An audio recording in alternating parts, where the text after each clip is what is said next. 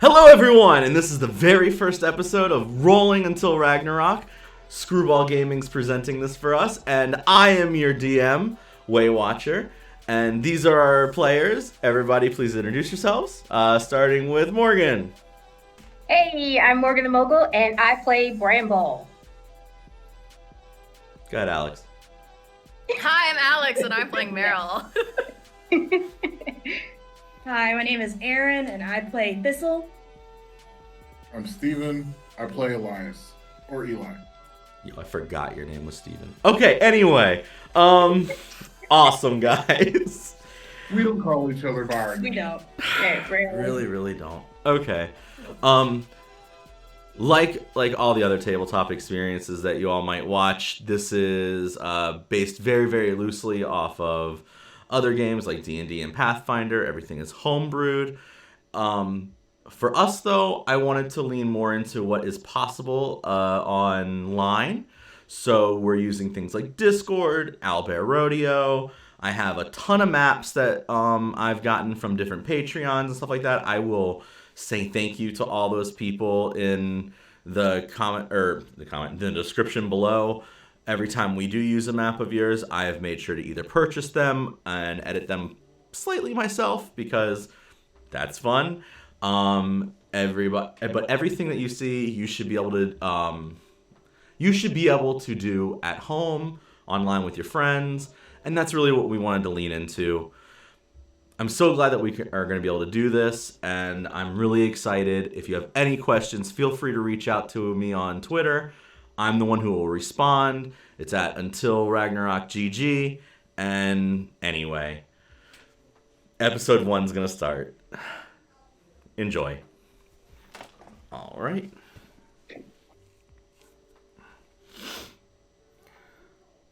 We are in the world of Omni. You guys have already met. You did your stuff. You are going off to make your way to Greybark Forest to hopefully save whatever's going on with the weather. You can see the clouds kind of being pulled down into something. You guys, it is very late at night. It is a very far walk, and you are... I love having children. And you are on the way. You're pushing past the outskirts of the town. There are... Although Coldmeadow is situated on the edge, like the beach, there are a lot of farms on the outskirts, and you guys are pushing past those, looking back. Bramble, as you look back, the last thing you're going to see is the little tiny lights that kind of emulate around the great tree. This is past the long fields of tall grass and cattails that would any other time be swaying in a gentle breeze, but now instead it's the dead steady sea of thirsty wilted weeds. The edge of the town is a dirt-worn road that if you were to take north, you'd eventually get to Madison, the port town. But instead, you're going to have to walk off into the dirt, into the woods, and hopefully eventually get to Greybark Forest. As long as everybody doesn't perish on the way. I'm sure that's what Eli is thinking, at least. This is... For Meryl and Bramble, this is probably the furthest from Coldmeadow you've ever been. Meryl, you didn't really come from here, but really you haven't left since you washed up. And, I mean, please, Meryl, why don't you go ahead and just tell us a bit about what you're feeling and a little about what's going through your head as you take these, next steps away from this place that has been your home, your safety net, and just really, the place that took you in when you had nowhere else to go. I think she'd be feeling really conflicted because I think that she knows this is the right thing to do and she wants to help save the place that took her in. But she'll think, she's like, oh, I didn't get to tell the squirrels that I won't be fishing with them in the morning. And I will, in her head, she's kind of making a list of people who would miss her if she was gone. And she's like, okay, I think this is a good list. This is at least I've left some sort of legacy in however long that she's been there. But she would be overall, I don't think the danger is set in for her. So I think that she's overall just like kind of like buzzing with excitement. Very cool. Bramble, you're here away from your family. You've never been without at least one other person from your family with you. In your great grandfather's armor, clacking along the little trail, just getting all the fit, just getting the fit just right as you go, trying to be like, yeah, you know, it goes, if I just adjust this, then it fits on my arm, it's not flopping around, you know, gotta get it right on your little I keep wanting to call them spines, but you know what I mean, Spines, little quills, yeah. yeah. But for the very first time, you don't have to like show up for your family. This is something you're doing for yourself. This is a quest that you've been set on by the great tree. Exactly. Please tell like what, as you turn around and look one last time, you see just the little glow of the tree, your family almost right beneath it, your family home at least. What's your last thoughts as we get to this little place? Bramble would definitely be having like mixed emotions and things like that. Just like you said, like she's never been outside of the village, and you know her family really relies on her. And at the same time, she's been given this epic quest from the Great Tree. So she kind of has a little bit of a pull and a tug, like one pulling her back towards her family because, you know, she's the responsible one out of the oldest set. You know, everybody relies and depends on her. And yet now the Great Tree is also relying and depending on her to go forward. So it's a really interesting position. She's definitely excited about the adventure aspect of it and extremely nervous just because of all the horror stories her older brothers have told her about the forest and, you know, all the things that want to eat cute little hedgehogs and, you know, and things like that. So she's definitely relying on the divine protection from the Great Tree. So, we're going to move forward. Awesome. Following up, Thistle, you are watching them kind of like take this in, and you think, you know, you've read of the forest you're going towards, probably better than anyone else. You know that it's dangerous. You've never been here, but there's just so many recounts of hunters and adventurers and just fairy tales and folk tales and fae tales of Greybark Forest and all of the dangers and crazy whimsical monsters that could be awaiting.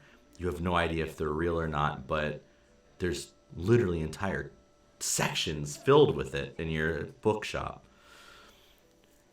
Here you are pressing onwards away from pages of a story, but hopefully about to become a hero yourself. What are your last thoughts as you realize that, you know, as you hop over this little divider, this is it. This is the furthest you've been. I feel like Thistle would be, I don't want to say overly confident, but slightly confident because she's like, oh, I've read all about this. Like, I've heard stories. I'm not naive. Like, I have the experience. Everything will be fine. And when I come back, I will add my story to a list of all the other stories that I have in my bookshop. So people will get to hear about me like I've read about everyone else. So it's going to be fine. No worries. Awesome. Finally, the most weathered of the group, taking up not just the rear of the group, but the full father and protector are just walking up, guiding those forward, thinking to himself, probably, God, what have I gotten myself into? Exactly. Taking a little swig of something from his own tavern, and even for you, it's been years since you've left the small town. You might go here and there, but realistically, you've been here for a long time. You've got your own business going. You've got a good thing going. You don't have to put yourself into danger anymore. And yet, here you are, striking out against odds. An older gentleman trying to make sure that these three children, not children, but three younger people don't kill themselves. By all means, give me a glimpse into your thoughts and your reservations as we get to here. You were pretty spot on. Elias would really just be thinking, how did we get ourselves into this situation? It's going to be a long, stressful journey. And usually I just focus on keeping myself alive. And now I have 3 other people to look out for. So I'm really just trying to get this over with so I can get back to my bar. Fantastic. You guys breathe. You take that last turn. You can see Coldmeadow. The little glow. Just nestled there amongst all the twilight of the purples and blues and vast greens that is the Fey Realms sky. Look down at some of the grass that's slowly going in and out of blue and green, because again, it's the Fey Realm, so everything is a little bit different. And through the little weeds and over the little divider, you guys push on into the forest. It's not Greybark Forest, but it is the outskirts of a very long road. Down the dirt road you go. You're walking for the rest of the night mostly. As you go, you can see little pops of yellow fireflies and foxflies start moving around. Some of them glow a little bit brighter as they become like the bluish purples, some yellow. Some of them that are just about to end their life cycle kind of pop off with little magics.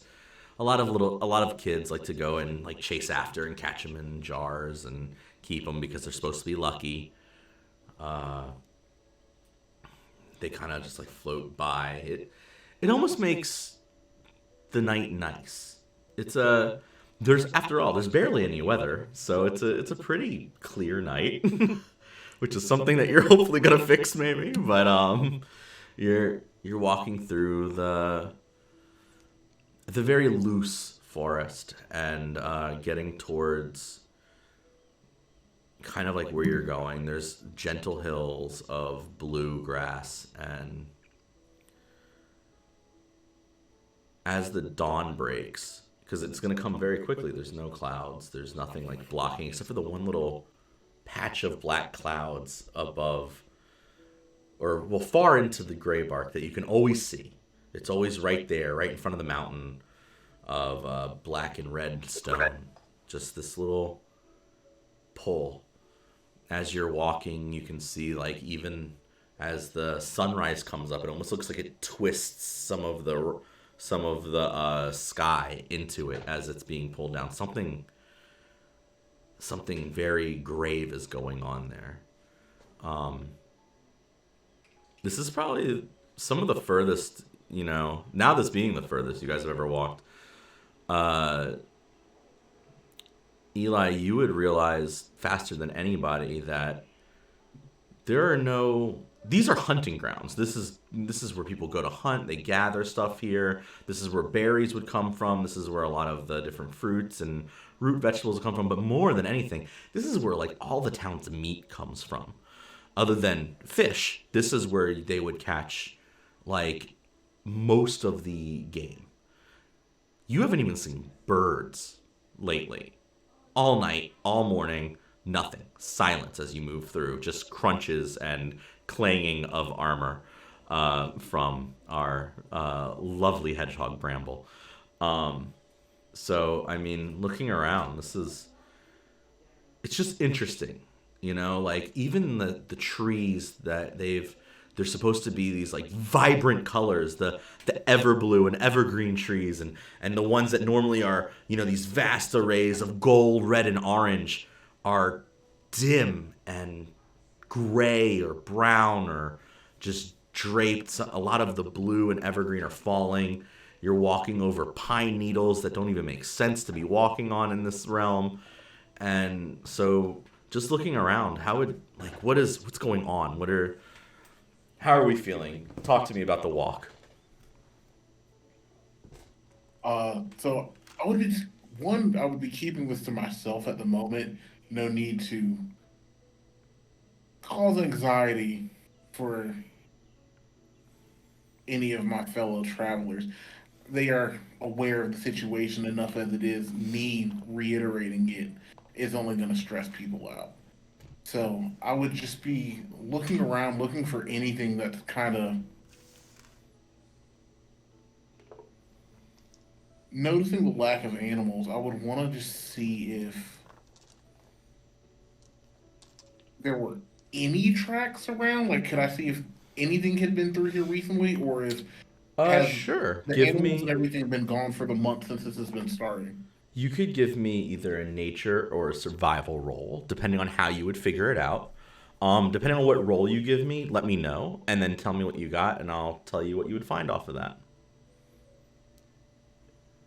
I guess I would really just be kind of using basic tracking knowledge, looking for footprints, any droppings, like bent branches, anything like that. Anything that could say that something's moved through here recently. So I guess what, a nature check? Yeah. Or we call that survival. I feel like both work. Yeah, whichever one you want to give me. Okay. What is that? So 9. A 9. Not horrible, right? No, so you can tell that, like, you're looking around, you're also trying to do it without, like, everybody kind of noticing you do it. So you're not going, like, full investigator mode. Right, exactly. But you have, like, glanced around. Bramble's watching you. You can see. You're in front of me. You are at the front of the pack. You know she's at the front. She's got her armor on, just Exactly. Well, she's got Exactly. a mirror to check out the armor, and like every so often look at you in the mirror. Like, make sure everybody's like walking behind me appropriately.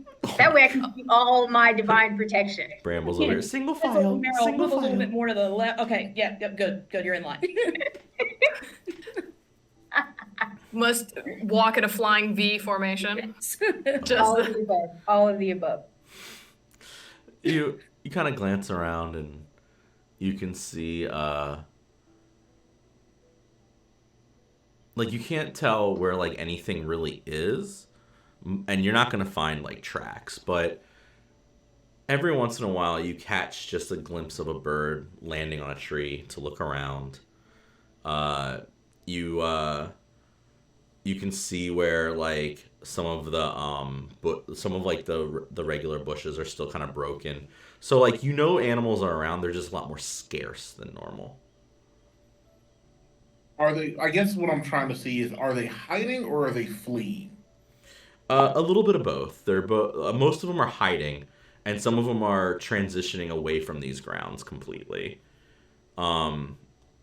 Mostly hiding from you guys, and like I said, they're a lot more scarce than normal. Normally you would find you'd see birds in the sky a lot, you know what I mean? You'd Right. have come across Like, you would something. see some. Yeah, you'd have come across something by now.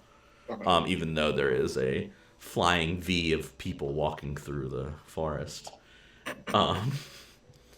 But yes, it's now like clearly the morning. You guys have been going for a while. Can I use my daggers to just like, as we're moving along, carve a path, just like carve a little notch in trees, just to like leave a marked path? Oh, Okay, there's yeah. some weird magical shit going on with nature and the woods. For all I know, I don't want to get lost or turn around. And this way, if we get separated, you can at least get back on track.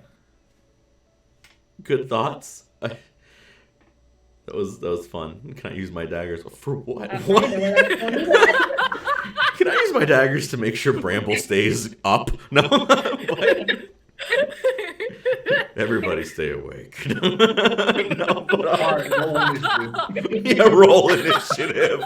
First boss in. No. Fantastic. That being said, you all have been going for a while. You come along. There's a small stream. It's normally like almost a river. Like people come out here to play. Some of the older children sometimes come out this way from the farmers. So you've heard about here. This is like the hunters' kids sometimes make it out to this far. So like it's not unheard of for people to be out here. So you know there's a bridge is my point. You guys like Eli, you've probably been here before, maybe once or twice in your like past, but you're not really you don't go hunting like everybody else, and you definitely aren't a farmer. So but that being said, like this is not like you're not super far away. This is not unheard of. People from Madison stop here. Like this is where a bridge is. So you make it to the bridge, and you also know that normally this is where like extra supplies are sometimes left. Like if you needed like a crowbar or so, like there's a little box near the bridge to fix it, like of like crowbars and stuff like that. Like people leave it there. This is like a regular like hunter lodge type of stuff, But this is also where people stop to take rests. So if this is where if you all wanted to rest, get a short rest in, and then keep going, this is the place to do it before we push on forward. And also, I don't know, by all means, tell me, what kind of rations have you all brought to eat on the way here? Are we going to have to like figure that out? What's going on? What are our inventories look like, guys, in the haste of running out of the house and taking as many books as we could? What else did we happen to grab there? Right. Well, I grabbed the map, the book of maps that's done with the paw prints, right. That Meryl will treat as her Bible.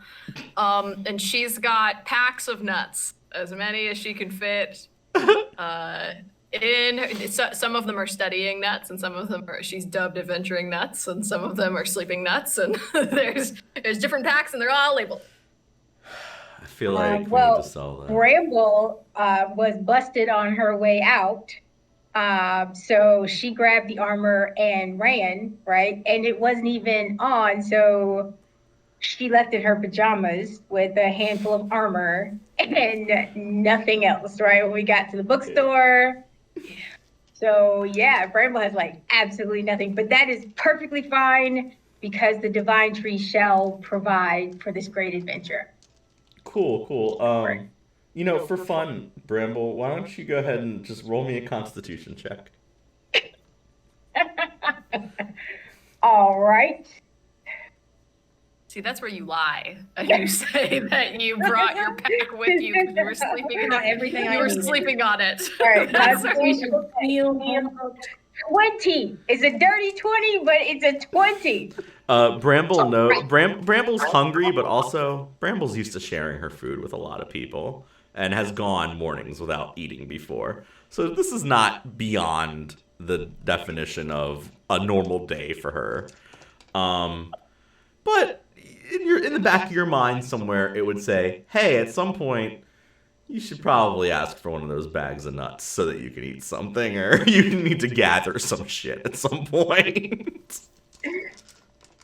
Whenever we would stop for a rest, if I would notice more, Bramble was not eating, I would give Bramble a couple rations, because Elias definitely came prepared with several things of rations and a couple flasks for himself. Well, I mean, talk about it. Go ahead. Do that. Are we're in a short rest, or we're resting? Yeah, right? this is Okay, probably the let's best put place to down. short rest. So I guess Bramble will be, still readjusting her armor. Like there's a little bit of a quill, that's not quite in the right place. We're gonna, Like, okay, yeah, all right, I think we're getting it. Okay. And like, I'm gonna let my stomach rumble a little bit and be like, Thistle, I feel like, would reach in her bag and she'd like pull out some of her books to kind of like refresh her memory, like, you know, in the forest where we're going to from some of the ones we brought from the store. And she'd be like looking for a snack and realize all she grabbed was the beef jerky that she had from under her counter at the store. And I don't really feel like Bramble's gonna eat that. So it's like, Aw. So, sure, the Bramble, hedgehog could probably eat anything, but I don't know. Bramble, did you not bring food, or can you simply not reach the food because you're not used to your armor? oh yeah, I can reach in your bag for you. Well, and Bramble's gonna be a little embarrassed. Well, the divine tree suggested that I just go. That it will provide stuff. And while she's saying all this, I'm going in my bag and I'm pulling out a thing of rations to hand to Bramble. And I'm just gonna, as I hand it to you, I'm just gonna pat you on the shoulder and say, responsible adults also make sure to provide for themselves. And just Well, but the divine tree could have been the one that reminded you to bring those things. Exactly. Meryl Let's wants to go with hear that one. all about the divine tree and how every single thing that she told Bramble, Meryl would be like, please tell me word for word about how the divine tree was going to sustain you. I'm really curious. Bramble is going to narrow her eyes at Meryl and be like, because you are not a follower, you just simply wouldn't understand. And she will take her ration from Eli and be like, thank you, Eli. The divine tree also thanks you. Hopefully, it will reward you sometime in the future with protection. And then walk to the opposite side and sit next to Thistle. It's a lot of Cheers. Sarah and Littlefoot vibes. That, Yeah. wow, that is some protection. That is, wow, awe-inspiring. You're just jealous that this quest was given to me. Everything's Jealous. gonna turn out great. Whenever I've read stories about someone getting divine protection from something, everything always turns out fine. Exactly. You should read more. Listen to Thistle. She's Meryl should read more? Yes. Clearly you weren't reading the right stuff. Thank you, Thistle.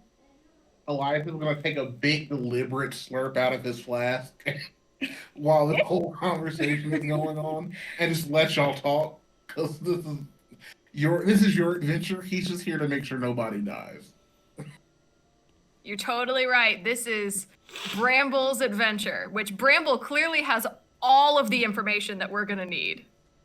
I didn't say I had all of the information. Bramble just points out that the Great Tree gave her the quest and that you all are a part of said quest. Now, if you come with additional benefits and bonuses, that is an added benefit to the quest the Great Tree has given me.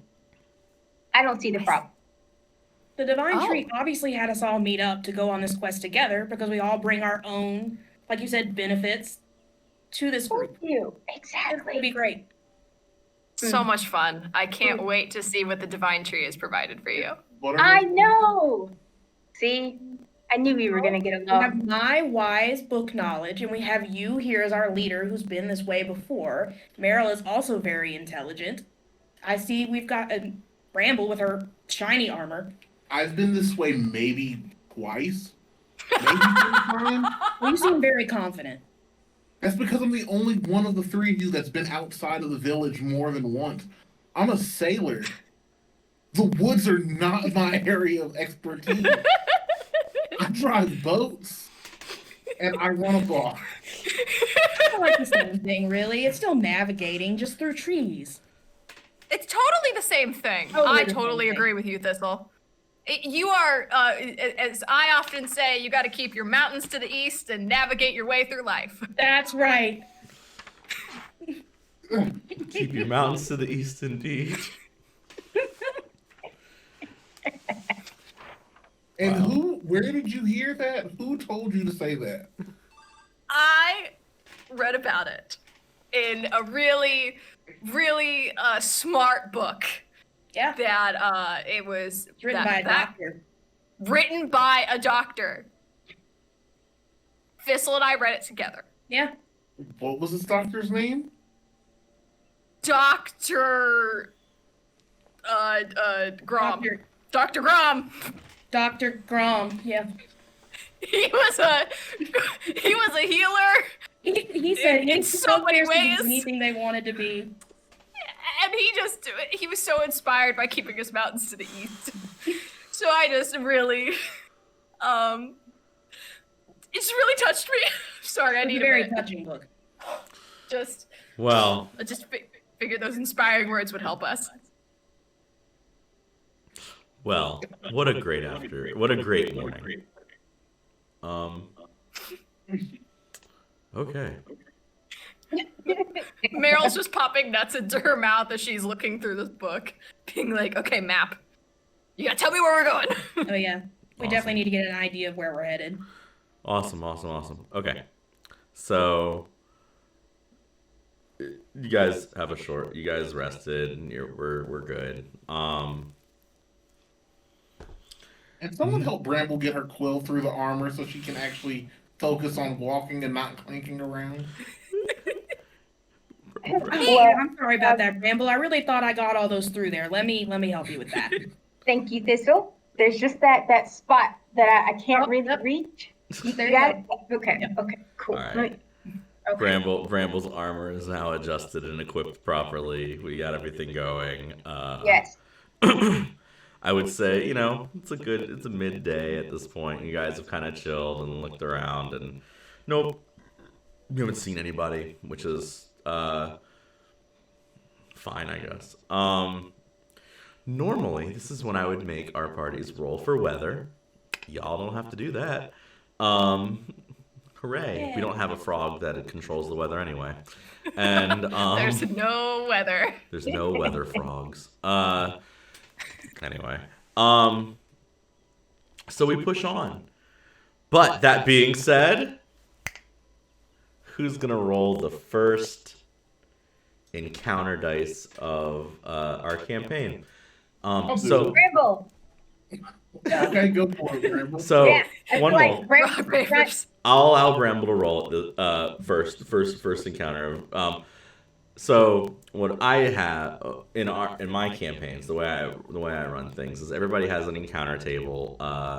They roll a d20 on a 1 through 10. Or a 1 through 9. It's considered the bad table, and then 10 through 15 is neutral, and then anything above a 15 is the good table. And stuff just happens because I embrace chaos in my campaigns. Lord knows. And so does Mar. Anyway, Bramble, by all means, please go ahead and roll the first d20 for the encounter table. Yeah. All right. 4. It is the 3. Fantastic. Let's go with Bad, threes. because the dice I rolled were just as bad. So Awesome.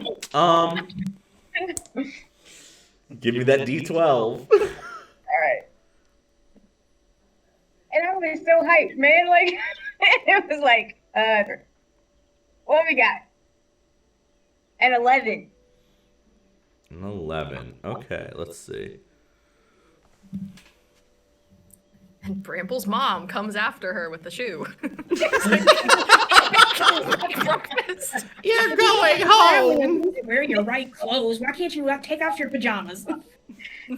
That's true. Bramble just put the armor right on top of her pajamas. Like, we're going. Let's get this. I love it. Okay. This takes place in the evening. So you're walking for a good long time through the woods. This is like the logging section of this area. So there are down trees, like stripped logs. Like you can. This is normally, like I said, there's a larger river, but Right now, it's more like a creek or a stream because it's very dry. That's been a lot of rain in a long time.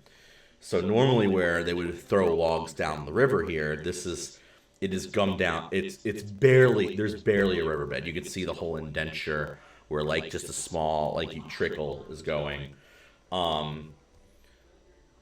As you crest one of the hills, you start to see smoke rise from down the way. Showing that somebody down the way at least is there, and there is a fire going.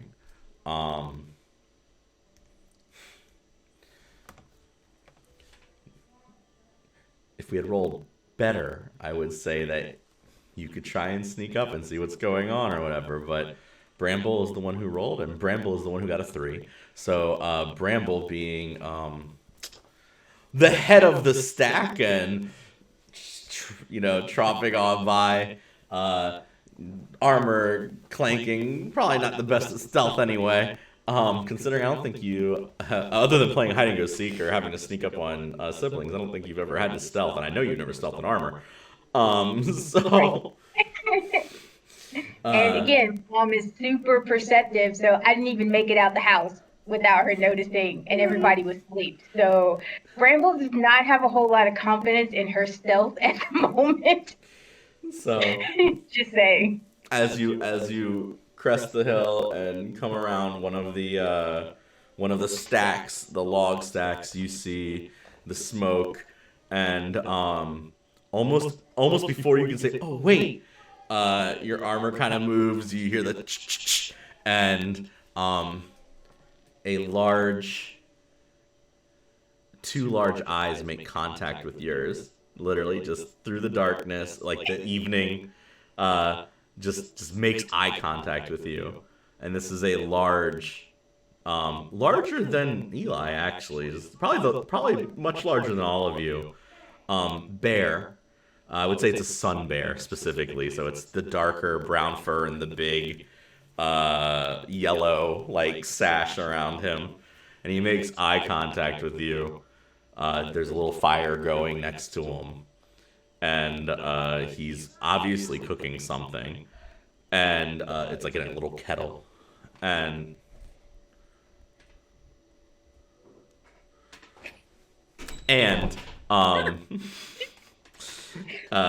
he looks up and goes, "I haven't seen somebody in a long time. What are you there?" as he calls out. Bramble is going to immediately freeze after, seeing the bear, stare down at her. She'll be like, hi, we're a great adventuring party. Don't eat me. You're like 30 yards from him, and he kind of tilts his head a little bit at the "don't eat me" part, and then he kind of starts to stand up, and I think you get the full idea that this is as he stands on his back 2 feet, he's this. It's the 7 foot tall bear with all these kind of tribal designs on some of his fur. And he crests his head up so that he can see the other 3 of you. And he's like, "Traveling party. That means you have food." And then as he thumps back down, you hear the whole whole side of the down trees that he's sitting on thump and move. Yeah. So he's like, "So which one of you would be the leader of this heroic party?" Bramble's going to immediately point to Eli. He knows what he's doing. If I really guide and wizen this person, then yeah. Have you guys gotten any Meryl's just closer? waving. Have you guys gotten any closer? I don't think Have we so. looked? Okay. So you guys are about where you guys are, there's like all these. It's like there's like a downed wood circle almost, and you guys are on a path. So you see him sitting right here, and you guys are like right here. And there's a whole bunch of stuff around this side. So just need to know when you get a little bit closer. That's all. By all Is means. it possible to back up? Be like, it's like, hi, Mr. Bear. We're so sorry for interrupting your campfire time. We took the wrong path. We're off to see Grandma in the woods, so we're gonna back it up. Okay, everybody I was stop. gonna be like, Grandpa. You can have some of my beef jerky. She would toss it at him. Like, As she pulls out, he's gonna look and go, "Oh, if you're gonna share food, come join me. Put it in the pot." what exactly is in the pot? I thought you said you didn't have any food. I have a little bit of what we caught. We? As you say we, you'll see a larger other head pop up over the things, and it's like a lizard mixed with an ostrich with like a large plume, and it's a cockatrice, as we know. And he goes, "This is my traveling companion, Jacques. Say hi, Jacques." And it looks around and goes, and then just kind of like smacks its head off, like but it literally like will not take its eyes completely off of you. And they're like unblinking, like think like snake eyes, where they don't like they just. So it's like this large, think like large ostrich with snake eyes, just staring down on you. Right. Ah, This is gonna be the most awkward staring contest ever. I always lose to Rose, but if you would like to have the staring contest, with another one of our party members, you certainly can. I don't think I'm the best person to have do this staring contest with. Just saying. You see its like feet kind of move up, so it's like moving up the thing, but its head never stops. Like its head stays place as the rest of its body moves up to the top of it, and then it uncranes its head to be higher up. Oh, this is not working. Okay. I can contribute what I have, and we'll just be on our way. If that's okay. Roll persuasion. Ooh,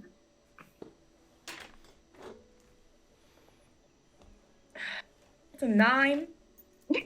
what my foxy friend here was trying to say is that she is, happy to provide tribute. And we are, I think we just took a wrong fork in the path. We didn't realize we would find other people here. We are on our way to defeat the clouds. So we're just gonna. Thought we were going to Grandma's. He's gonna shake his head at all of this, and say, And so at this point, Eliza's gonna butt in and be like, "I apologize about them. We can give whatever little bit of food we have, but what are you guys doing out here? Where are you guys traveling to?" "We're from the south, beyond the mountains, and we have no food down there, so I was making my way to Madison to see if anything's better up here." I hate to tell you, friend, it's not much better here. That's actually what we're doing. We are on our way to see if we can figure out what's causing this weather, this lack of food, and try to solve that problem. We could always use an additional hand. Having 2 big, strong guys like yourself help us out, we can get through this much faster. Cockatrice is gonna like crane its head, but still stay on Bramble. right. Which is cool because Bramble, now that Eli has spoken up, is feeling a little bit more confident. She's gonna stare at the cockatrice, be like, "It's right. Eli's back there." very good. Yeah. He'll look and say, normally my tribe moves into the southern mountains around this time, but there's no river there this year or month or now. There's supposed to be a river there. The ice melts, river comes, food comes. But there hasn't been any food, so now I have to come up here and see for myself what's going on. And I found a spot on the horizon, and then I said, "Oh, just go to Madison and get food from there." I've never had to be up this far up north. I don't like little creatures. So I find people from the south are more in your face with things and very upfront, whereas the little creatures, they're generally very skittish and two-faced, or they lie about where they're going. Like they tell us that they're going to see their grandmother, but then they're a huge adventuring party going to save the clouds. Again, you must forgive them. This is their first time out and about. It's actually probably their first time speaking to anyone not from their hometown. Jacques is going to slowly creep closer to Bramble, like down the way. Are we little creatures? I don't feel like I'm very little. I feel like I have a very big personality. I am little and I lied and I'm sorry. He's going to like look at his paw and then put his paw up in the air, and it's like the size of Bramble. Yes, Bramble's still a little crestfallen, but still, As Jacques makes his way, he'll say, "Jacques, sit out!" And then the bird will hit literally, it's like healing a dog. Immediately, the thing moves back and stops looking at Bramble. And he'll laugh and say, "How long have you been walking?" Well, it's been a day. It's been a long day. And I meant what I said. This gotta go defeat the clouds, the monster in the clouds. We're trying to bring back the weather and the rain, look at and the food. He's gonna look at the cloud and be like, and in his head, he's a monster in the clouds, and then go look back at you guys. Yeah, well, that's what happened last time, and that's all the information we have to go off of. And also, I feel like it was at this point, we should know your name. What's your name?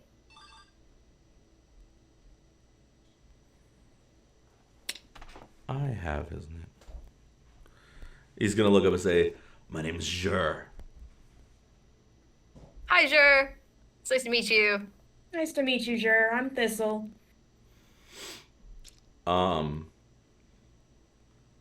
Awesome. And he's gonna look back at his pot as it kind of like rustles a little bit from the heat, because it water. And he's gonna like pull off the thing and then close it. Jacques is gonna like come and like Jacques now like trying to walk like a dog trying to like look at what's going on, but he's like has to stay where he's at. So now Jacques' head is just kind of like stretching as hard as it can to try and look at you guys, and he keeps eyeballing him. So then you don't want to share food?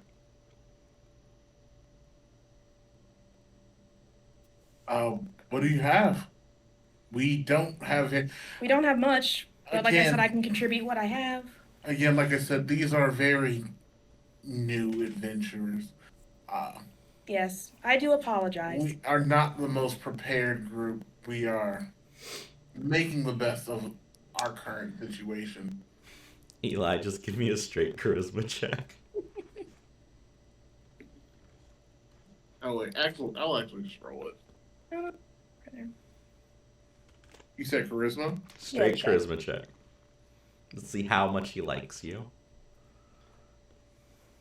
That is a 7. Fantastic.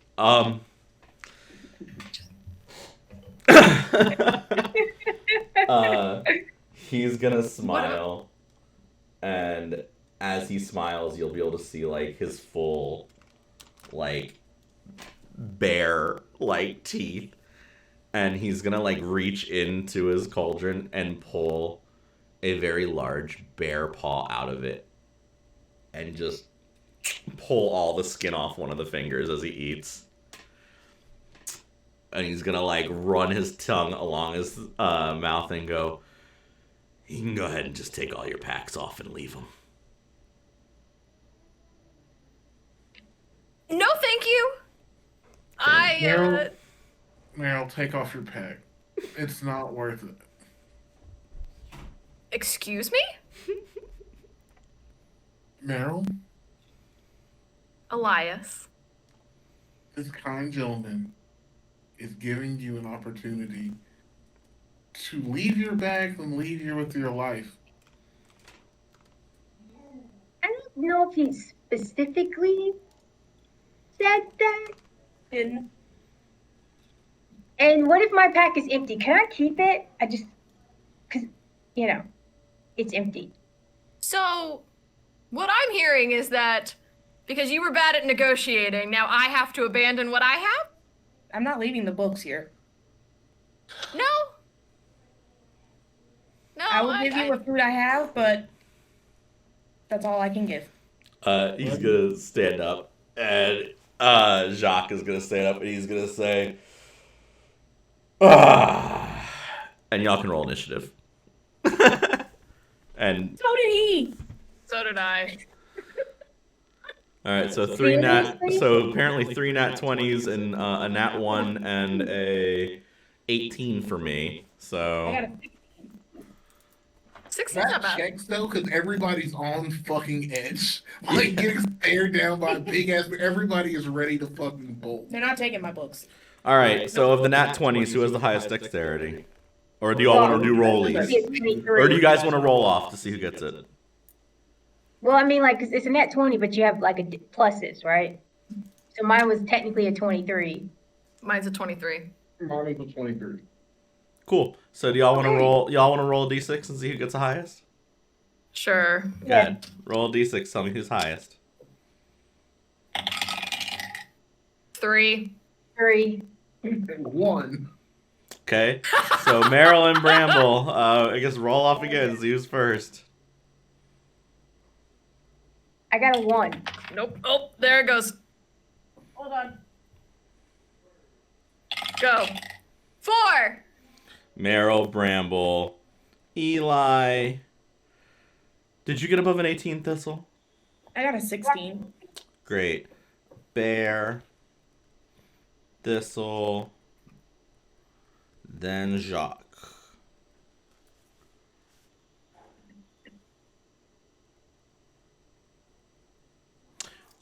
Oh, that's my children. Great. Let's okay. So Jur stands up, throws the piece down, throws the arm down to the ground, looks at it and goes, "I guess I'll replace it." At that, Meryl, go ahead and make your first strike, or do whatever you're gonna do first. First strike. So what we're gonna do is that I am going to cast Kinetic Jaunt.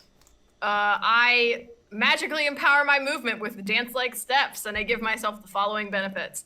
My walking speed increases by 10. I don't provoke opportunity attacks, and I can move into the space of another creature. I'm not doing that, but I could do it if I wanted to.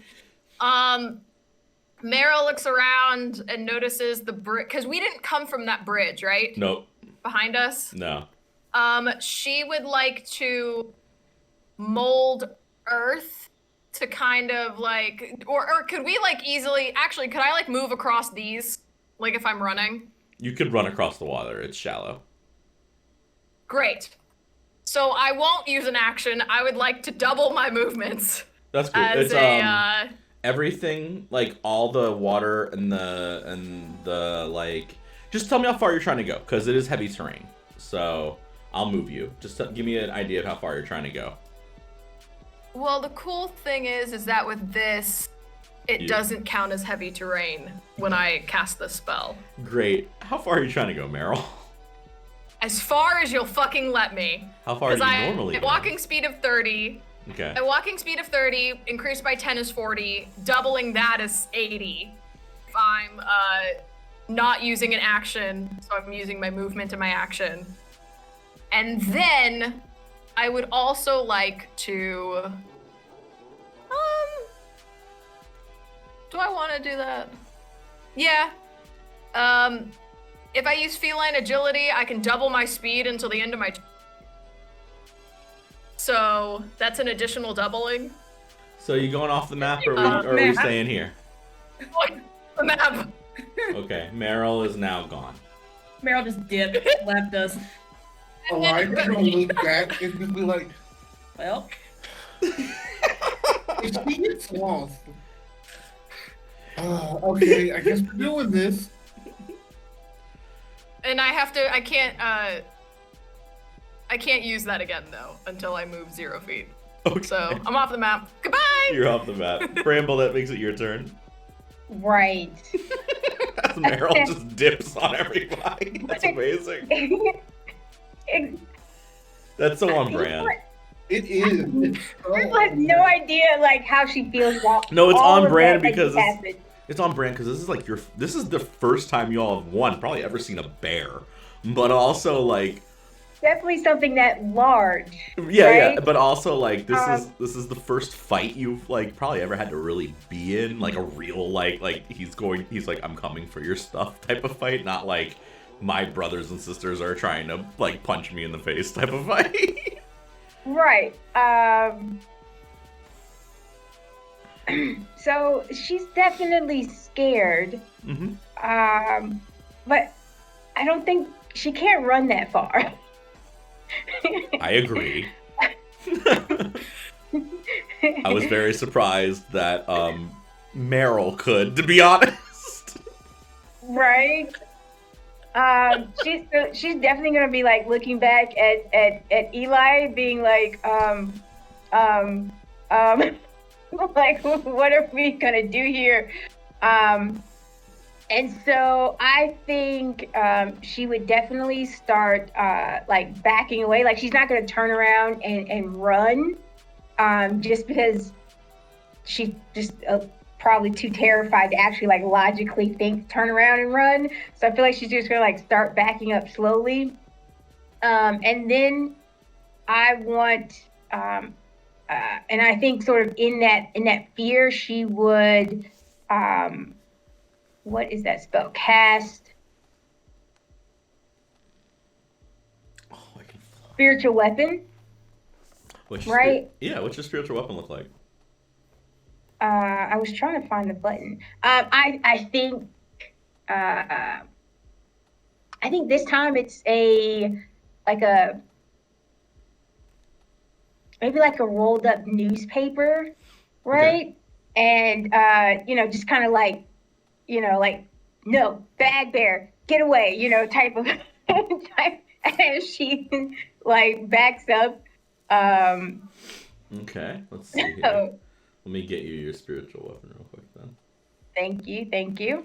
Um, And I was trying to actually find the. let's go with. You know what? This seems good. There you go. Little fist. Yay! There we go. Yeah. So yeah, she's definitely going to back up, right? Mhm. But how like- far are you trying to go? As far as possible. Definitely behind Elias. Just keep going back. So like, how about there? Where's your that spiritual would weapon be supposed to great. be? It goes with me. Okay. Okay. Is that is second level, isn't it? Doesn't have to be. Actually, it does. I don't see it on. Oh, first really? level. It doesn't. Don't listen to me. He said it doesn't have to I be. was like, where is it? I was like, hey, I mean, if it doesn't have to be, I will gladly cast it. No, don't listen to me. I'm just the DM. I don't know what the fuck I'm talking about. Right. But it is definitely second level, so she'll cast that, and I'll hit the little mark. As Bramble Uh, as Bramble backs up, a couple of those little fox flies and fireflies kind of drift past her, and right. just So, they have to make like, it she doesn't want whimsical. to attack the bear just yet. Like, she's gonna be like, hey, right? Like, it accidentally gets some in this newspaper. She's like, we're good. My pack is empty. I hope to fill it with things one day. Just, one day. And she's like backing up. Great, Eli. Now it's your turn. That after you've seen this, Meryl has zipped in a little puff of electricity, I guess, and Bramble's backing away. She's making ethereal newspapers. How close are the two of them together? They're about 10 feet apart. Okay, perfect. I'm gonna cast Grease on the ground below them. They need to make a DC 12 deck save, otherwise they fall prone. All right, let me look at what this is. Bear is that? Countries. All right, I already said Jacques is red, so we'll just use the red dice for him forever.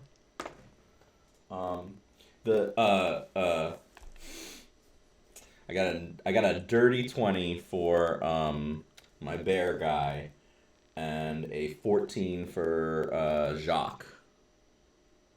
Okay, I'm gonna use Silvery Barb as my reaction to make the bear reroll it. All right. I got a 13. What do I have to get? 12, you still pass. Okay. Okay. Well, I'm gonna be like, shit. Okay. Everybody run. And He's gonna. All the grease is gonna like hit his open feet, and he's gonna look, back up at you and be like, and say, "What?" And then what were you saying? Everybody what? Everybody run. Oh.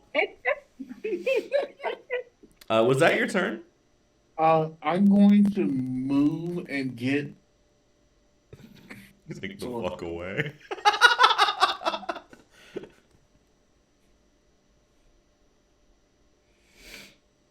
Because remember, the warder's heavy terrain. Yeah, I'm more just going to be putting myself in front of you guys because I'm like, you guys need to run.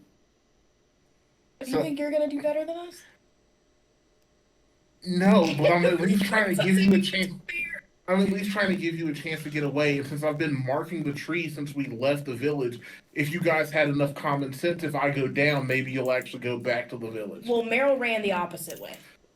And you were marking the trees. Did we know that? Did we know you were marking the trees? Yeah, he said it. Yeah. Okay. What way did we come from? The left. To the left. The left? Okay. You went up. You did. But yeah, I'm just gonna move in front did of do this that. and be like, find Meryl and get out of here. And I'm going to end my turn there because I can't do anything else. Okay. Jur is next. And Jur, watching Meryl, like, scatter up top, he's gonna be like, Jacques, go! And, like, point to where Meryl went. And then, he is going to, I guess, charge into, Eli and Thistle. Yeah. Yeah, I have more than enough movement for that. That's fine. So we'll go to here. I think I'm going to... Which one of you would have a larger pack? Realistically. I was going to say, his would probably be full of, like, actually important food Like, and I water would and have a shit. regular sized backpack. She would have a bag full of books. And, like, maps and stuff. Yeah. Which I'll is roll. important. I'll roll for it. I would be trying to get in front of it. If he's trying to tackle her, I would try to get in front of it either way. That was the whole reason I moved in front of her. That's cool. I'm gonna swing on Eli. How does this work? Okay. Bear has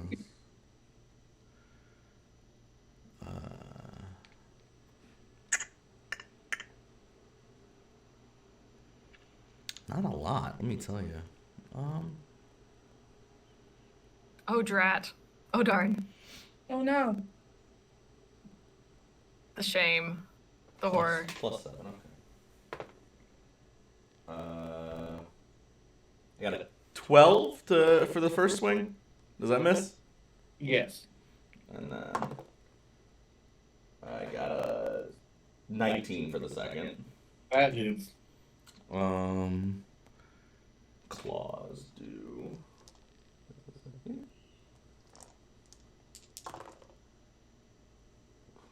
a good roll.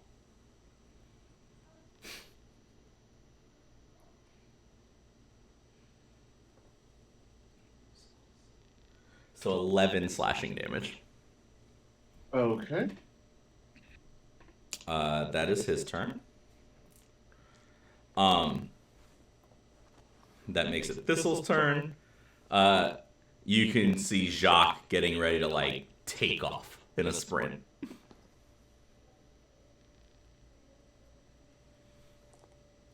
Lizard chocobo. I'm going to attempt to cast Sleep on Jacques. Oh. Okay. I can do that. I mean, yeah, you do whatever you want. How much health does he have? Okay, yeah, go ahead. Because we haven't got any damage on it yet. Well, it does say 5d8. Yeah, that's why I was like, I'll try. Okay. 20? How much did you get? 20. It's just under what you need.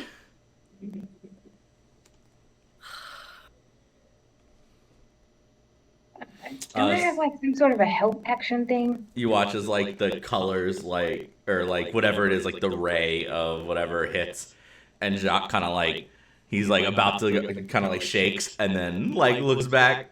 Anything else? Hold on 1 second. Would that count? I use mine. Mm-hmm. Okay, I might try to use the kind of like Meryl did, like the feline agility, because I have that too. Yeah. I can double my movement speed, so I will move. I usually move 30. Okay. You So- running is gonna give me an opportunity attack as my reaction for the round. That's fine. Okay. I will take it. It's fine. Thistle's Um, tough. I'm pretty sure I hit you on an 18. Yeah. Let's see if I can roll as good as I did with him. Same exact thing I hit when I hit him. That's awesome. Believe it or not, I do 11 damage. Okay, that's fine. His claw like tries to like bat your bag off your side as you take off, and his claws clip into your side as it goes. Leave a little gash on you. Probably head off in the direction towards Meryl, if I could. Okay. How far you move? So, like I said, my normal movement speed is 60, and then with the feline agility, it doubles it. So it'd be 30 twice would be 60 would be what I could move. Okay, so you can move 60? Mm-hmm. It's about right here. Do you ignore difficult terrain as well? Is that part of this, or was that Meryl's special? That was the spell. Zippo? No, I don't. So it would be whatever, counting in that difficult terrain. Okay, well then you're about right here. You make it over the rocks and stuff. Okay. Yep, and that's my turn. All right. Could you move extra because you didn't use a bonus action? I don't know. That's a DM question. Eli, Hmm? is that a rule? I think it's normally I thought it was you your- have a feature or something like I thought it was a that. feature too, but I was like, maybe I'm Okay. missing something, and Eli is my I'm just making sure. Eli is my rule book when I don't I had know. no idea. Yeah, no, normally dash is your action for the turn. Yeah. Got it. Okay. Okay. Okay. Fair. All right. Jacques has a regular movement speed of 40, so let's go ahead and go 80. Flying. So you watch as his wings open up.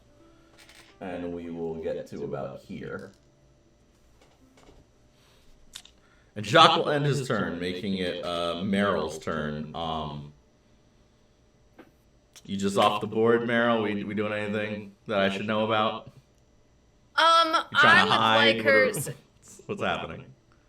So, I would imagine that once she realizes no one's following her, because she could learn that everyone was like, we should run. She's like, okay, I'll do that. And then she's looking behind and she's going, no one's behind me. So, she would make sure no one's coming. And,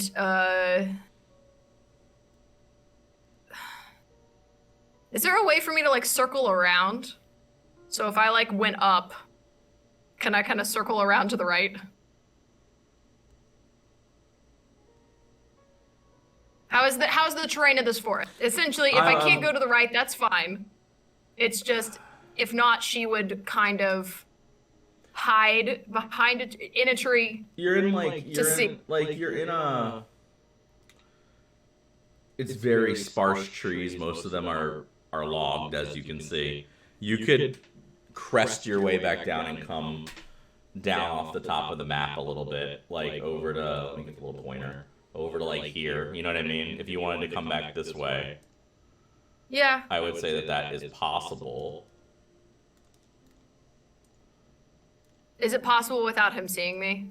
I mean, he can see you now, so no. It's been like but he wouldn't. A couple seconds. You took off and it took off after you. Okay. Yeah, like each turn is like, you know. 6 seconds. Yeah. But if he was, so it doesn't matter if I hide or not. He would be able to see me. If you would like to roll to hide, I will let you roll to hide. Like if you roll stealth against his perception, I'll give it to you because you are moving very fast and you are a chipmunk and he is flying. I'll try it. If not, I'll end up coming back to the front of the map because I guess we're fighting. And she'll end up attacking him. But I'll try. Okay. That'll be your like action for the turn. Is that cool? Stealth, trying to hide. That's the action. That's fine. Okay, cool. What is my perception? Ooh, wow. Okay, yeah. Roll stealth. Okay. 15. Much higher than my perception, so yeah, go for it. Okay. So she'll hide up the path, knowing that she's being chased. And she will take a minute.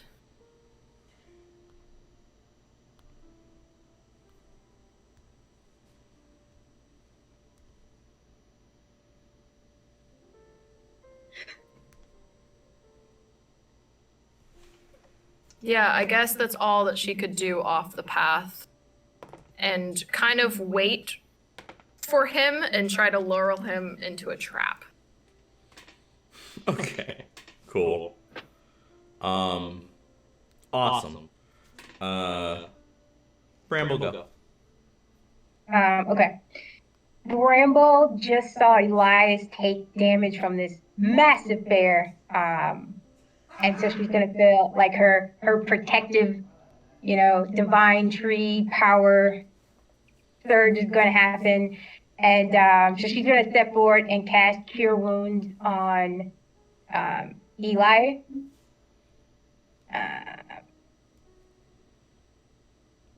He gets 13 health back. Nice. And then she is going to use her newspaper to swat at the bear, and right on his nose. Just. Okay. All right, awesome. You're Bramble's first ever attack. Let's go. Yes. It's a 15 to hit. Does 15 hit? Oh, yes. Yes.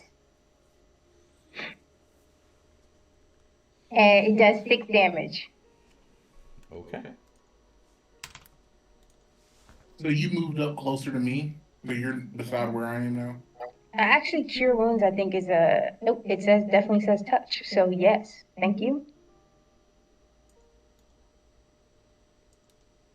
You gotta pick up, so don't forget the hand. All right. Bear, you see this thing swat him in the face, and he just looks over at you and looks, and your bag is kind of empty, and he like notices Right. it. Exactly. So, like, Bramble will definitely be trembling, but she's gonna be like, "We've got this, Eli. My divine protection will protect us both." I told you to run. I appreciate the help, but you really need to go make sure the others are okay. Eli, it's your turn. Okay. Seeing that your spiritual weapon just smacked this guy across the snoot, I guess. Snoot. Yes. I'm gonna draw my daggers and cast Booming Blade. Oh. So I will go ahead and make an attack.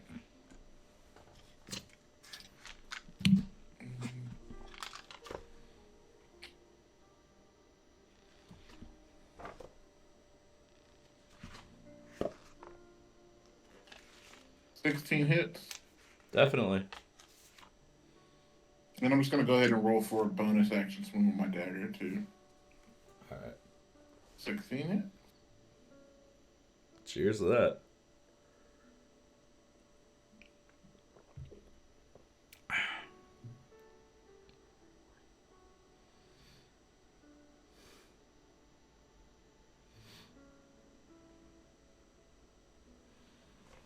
All right, so you take. What was that? Your daggers are magical, right? Because you're an arcane rogue or whatever. No, they're regular daggers. I'm immune to it.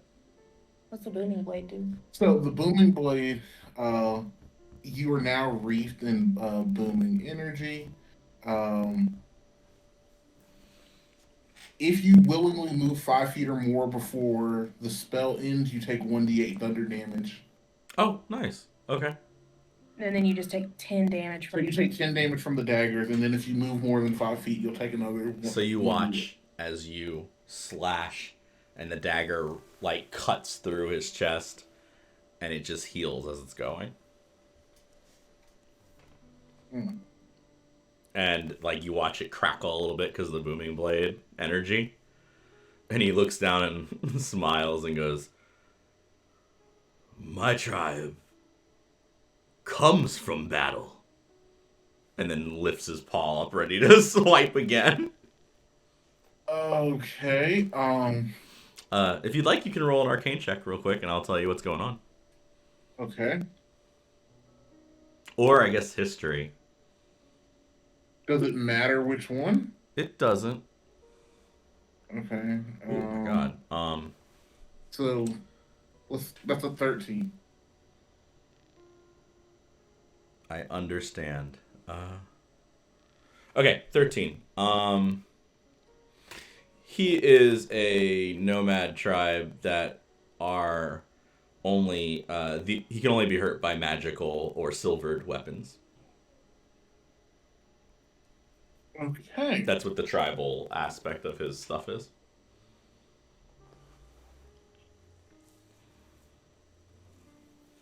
All right. It would also probably tell you to take the F off if you could.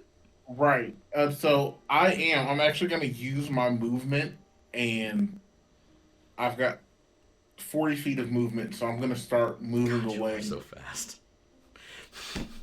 Everybody's fast. We're little small animals, of course we're fast. I know, I love it. I was like, all of y'all are so fast. Bear moves. So where do 40 feet get me from here? Let's see. So,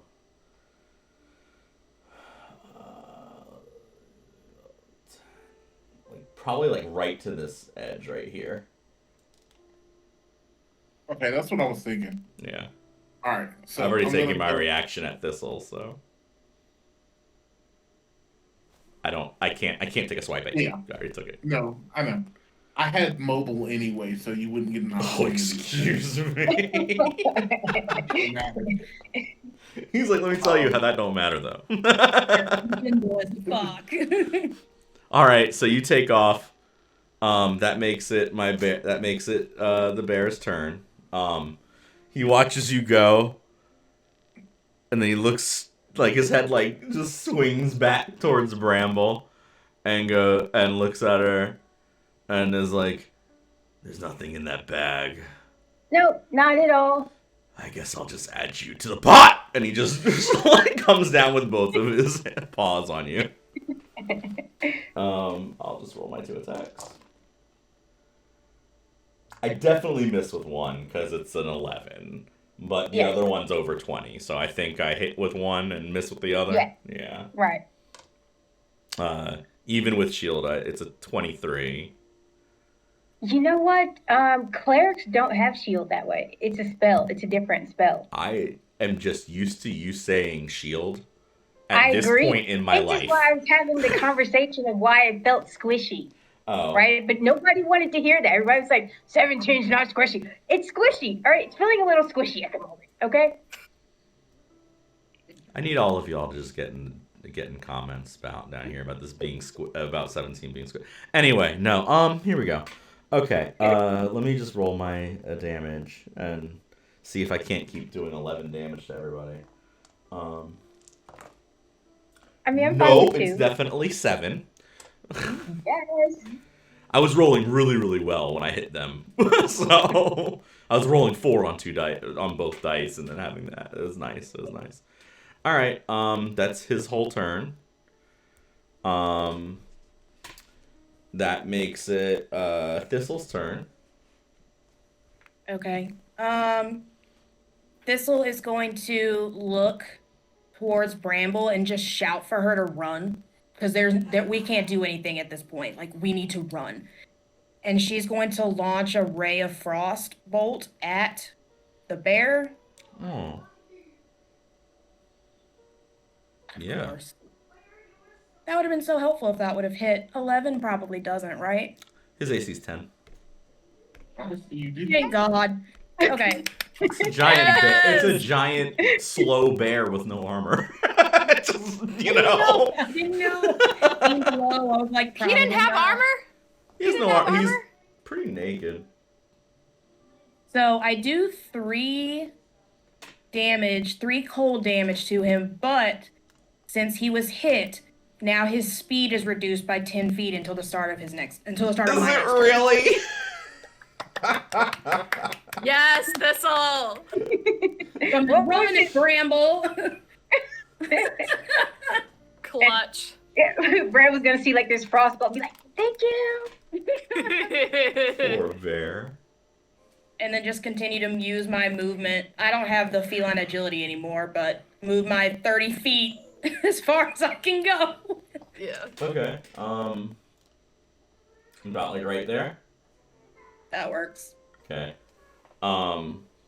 You get to right there. Jacques will stop and like kirk his head because he can't find Meryl, and look at you, and just rush you down. Of course he does. Let's go to Jacques' page of bullshit. I get 1 attack with him. All right.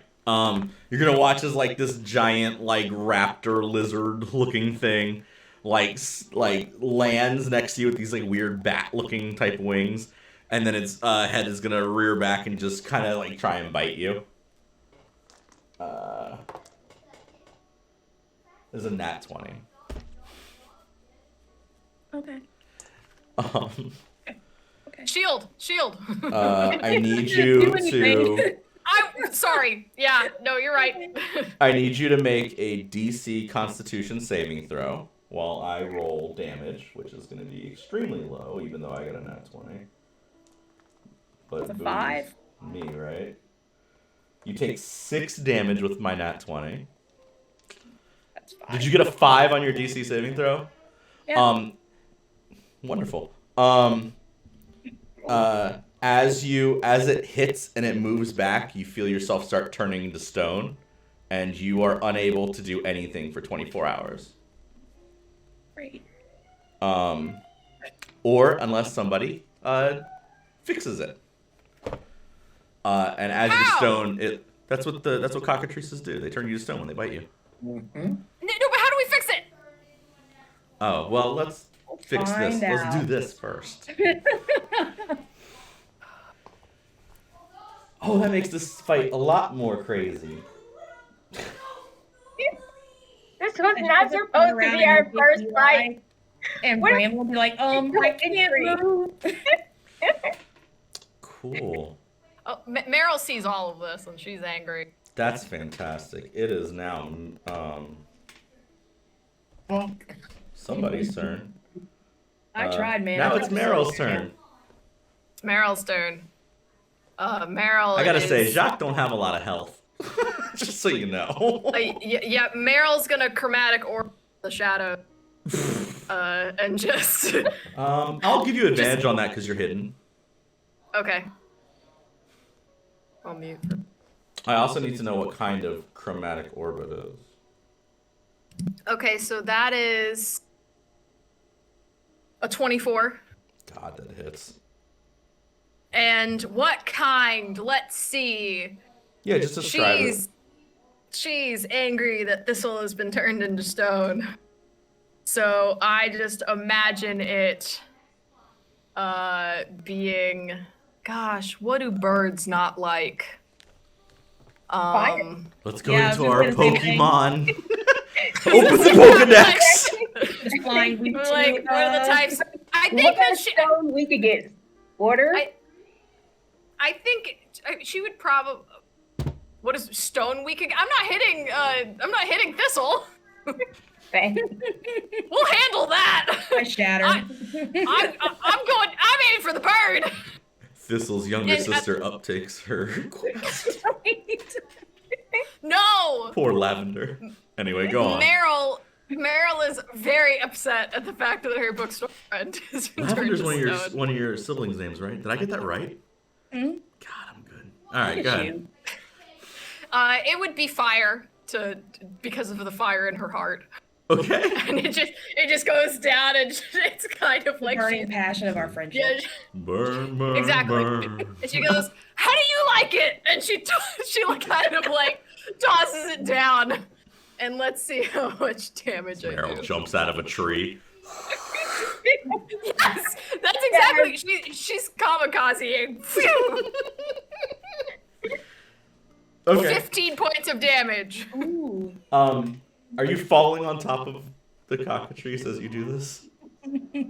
I'm falling next to the cockatrice so that way I can protect Thistle. It would be more of like trying to like. Okay, so you're not jumping on top of the cockatrice? No, after seeing Thistle turn to stone through contact. Oh, okay, so you're gonna be right here then. I was just gonna let you do more damage as you fell, but that's cool. 15 damage it is. Oh, I thought that I would. I mean, my initial thought was to like kind of pretend like I was going to rein it in, I like understand. put rope through it. I mean, and go. 15 damage it is. I gave you the choice. Very cool. No, I understand. I was just The concerned. fire, the bird looks around. It's like and looks back at you. In my head, I just have to say, I don't know if y'all have ever seen Rescuers Down Under, but Jacques Yes. acts like Joanna in my head. Oh, awful. Like, yeah, you know what I mean? Just Exactly. That's. I'm glad that you said that because. yeah. I love that movie, and I love Joanna as a character. But I mean, she's the only Disney princess that doesn't get any sort of talk. But that being said. True.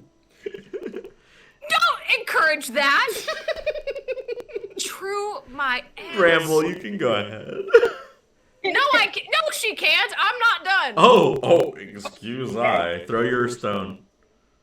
I don't have that with this character, Dang. Right. but I do have 2-weapon fighting, and I have fucking daggers. Oh, really?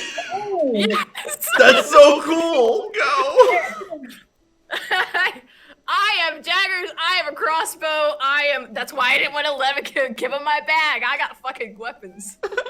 So you all watch as Meryl whips out a dagger and goes to stab this bird. Y'all have never seen her with a knife ever. Weapons. Exactly. That's all. That's also a 24. Yeah, you hit. That's also a 24 to hit. How much damage you do? I said, is that the letter opener for my store? Probably. She absolutely opens them to hold letters. It's 6 points of damage. Is it really? Yes. Go ahead. Talk about its death. It has 21 health. Yes. That's why when you rolled a So- 20, I was like, it's just under what you need.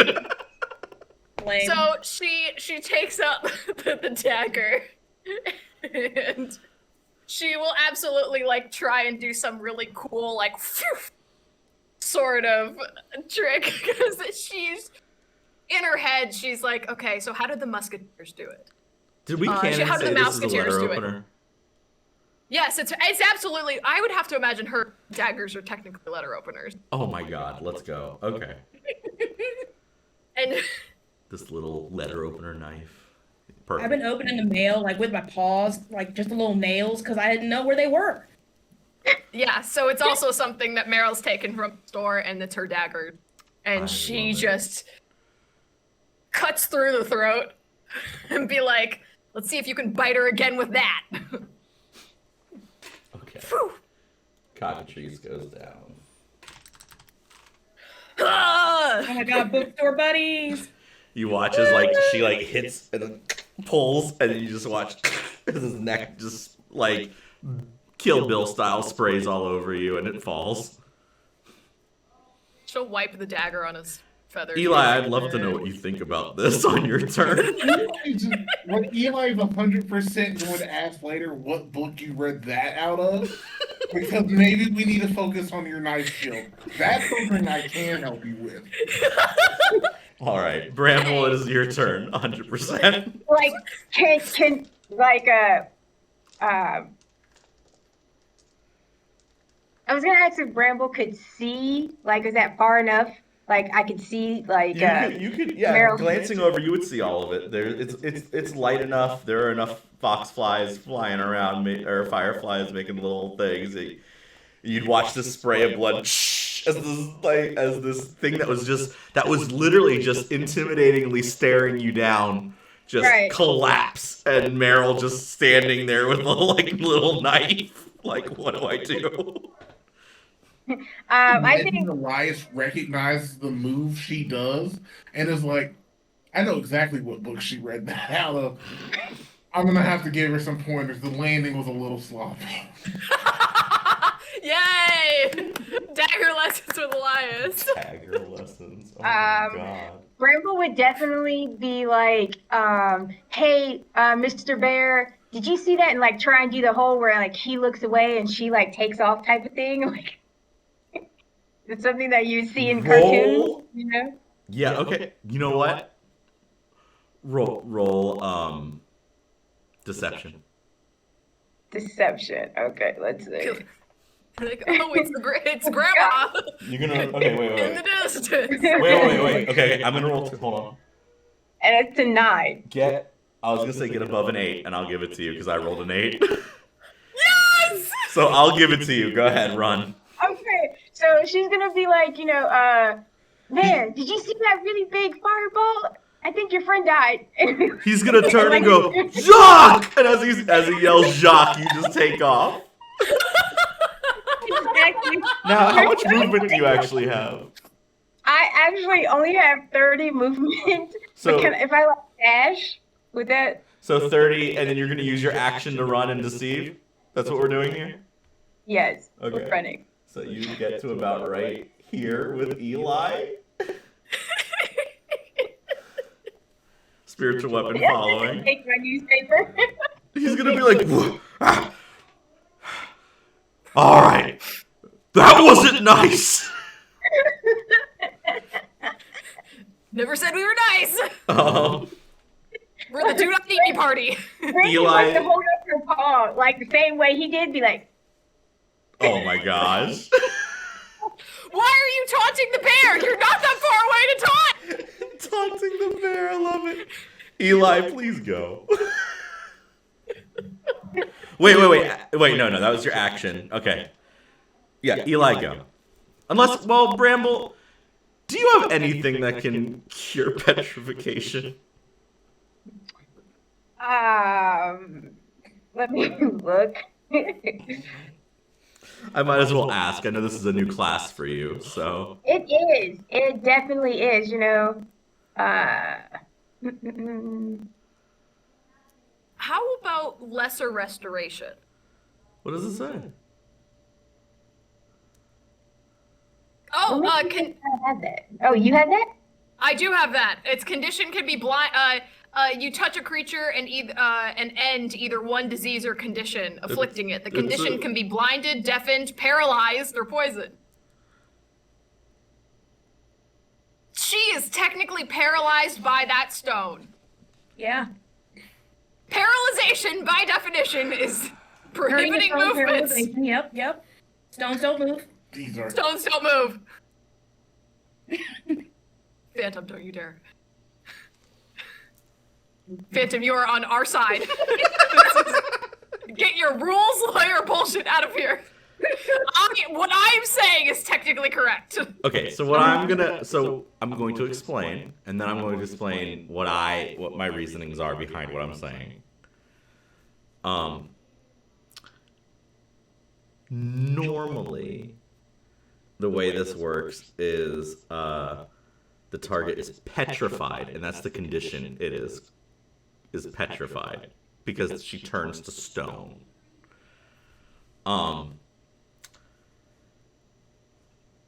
Because you're a sorcerer, and I think it's funny. And you've never used any of these spells before, little chipmunk. How about you roll me a d20, and on a 15 plus, I'll give it to you. But it's not my turn. I'm going to allow you to check to see if you can unpetrify her. I mean, what's the chances that he just paralyzed her on purpose instead of petrifying her, since the intent was to cook her? You can't cook a stone.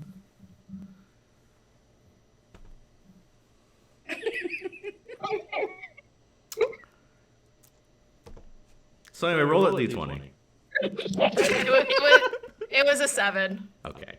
Well, I then, tried to find lesser restoration doesn't actually do that. That being said, she's not a hugely heavy fox, and I believe Eli could probably grab her and run with her if they had to. Okay. Yeah, because mine said something similar. Because I don't have an action for it, but I was looking at my Twilight Divinity or Sanctuary, and it says in one effect on it. But it says you in one effect on it, causing it to be charmed or frightened.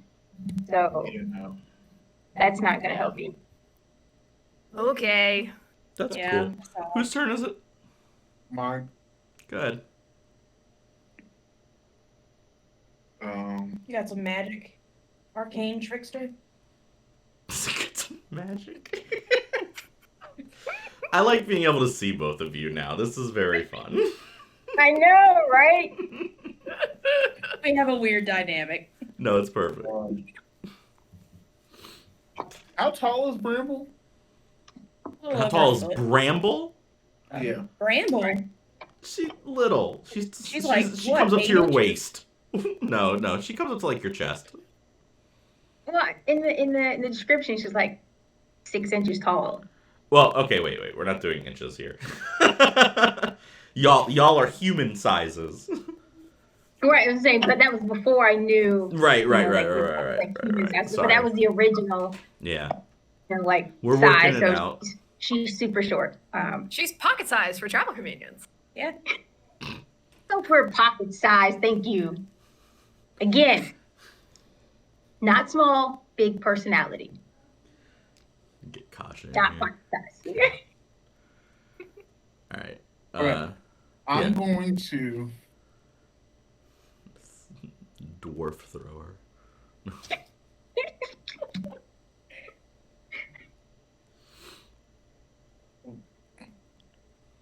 I'm gonna touch Bramble on the shoulder and cast invisibility. So Bramble is now invisible until you attack somebody or do something. Specifically, yeah,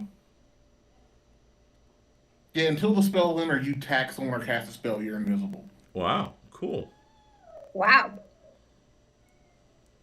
And Can then you see? Hello? I'm going to use Minor Illusion to, since it's a difficult terrain, I would imagine that it would leave tracks and footprints very well. Mm-hmm. So I'm going to use Minor Illusion to make some footprints look like the invisible Bramble is going in the opposite direction.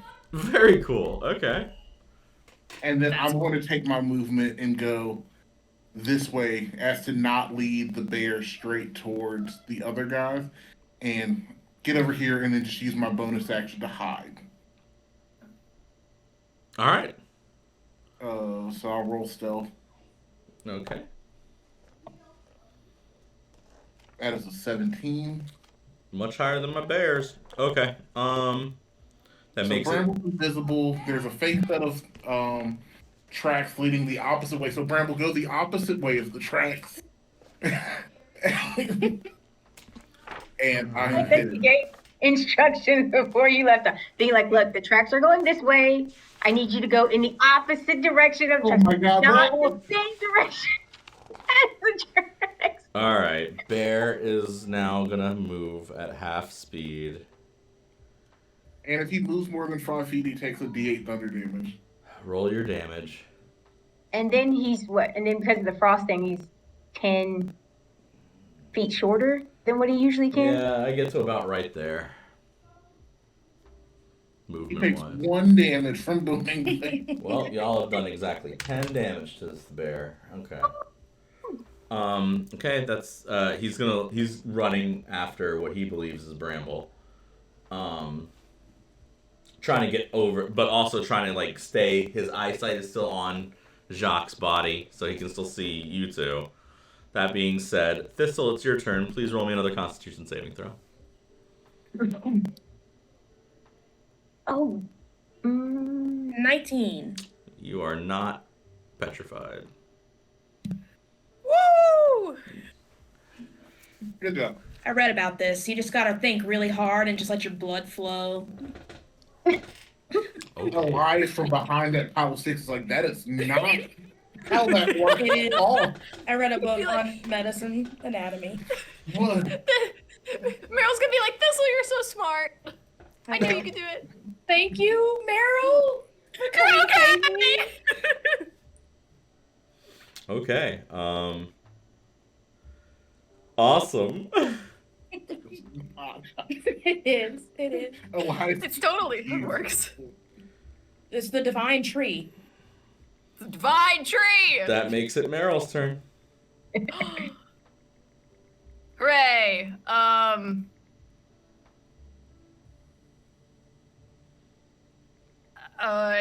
We're leaving. We are definitely leaving. Because she doesn't know where Bramble went.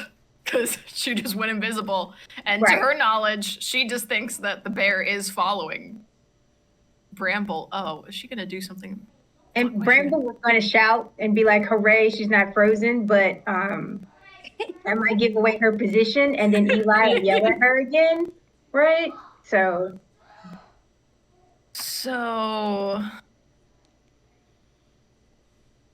no, that's not gonna work.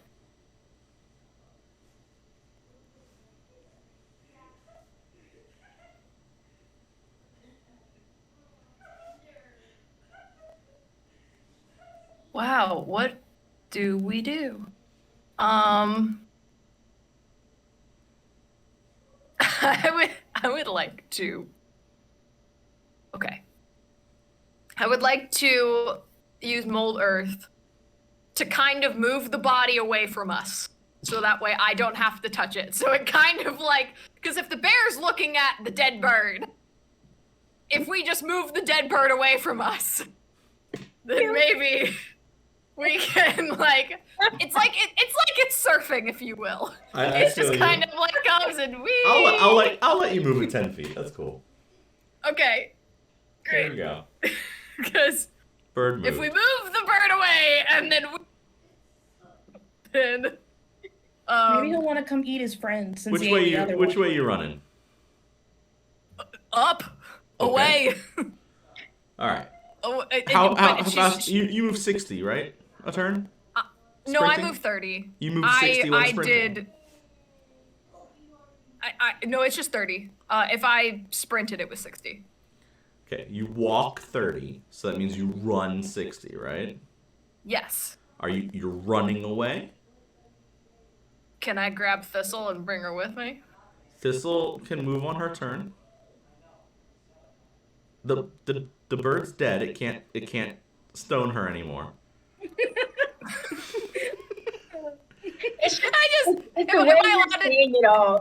Like there's some more shit around the corner. We're just waiting. I know what we're used to with me. This is so audience, this is the problem with being traumatized by a DM. I wonder why. Styles lands. No, it's playing. I was gonna say a dragon shows up out of nowhere. Yeah. By all means, Eli, please roll a d20 for dragons. No. No. No. But he did good this time. Anyway, Meryl, you're running? Is that you all are Yes, running? but right? it's. Yes, she doesn't necessarily like want to leave Thistle, so she would probably take less of her movement if she's allowed to like tug her along.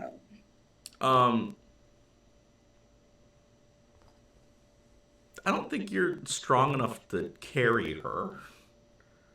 Not at all. I go fishing Trying to carry a pot. every morning. Said I go fishing every morning. Or both. These are some. If you want, you can stand hard-earned- still, and I'll scoop you up on my turn. Because I could probably scoop you up. Okay, stop. Fine, I'm running. No, Fine. just wait. Okay, so we got two hidden, and you two are gonna run. Both of you move 30 to 60 per turn.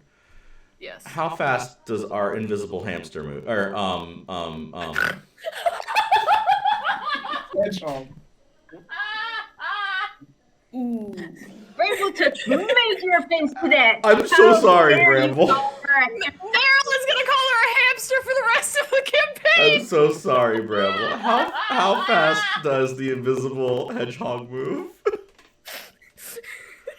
Is it like my normal walking and running speed? Then Yes. it's 30.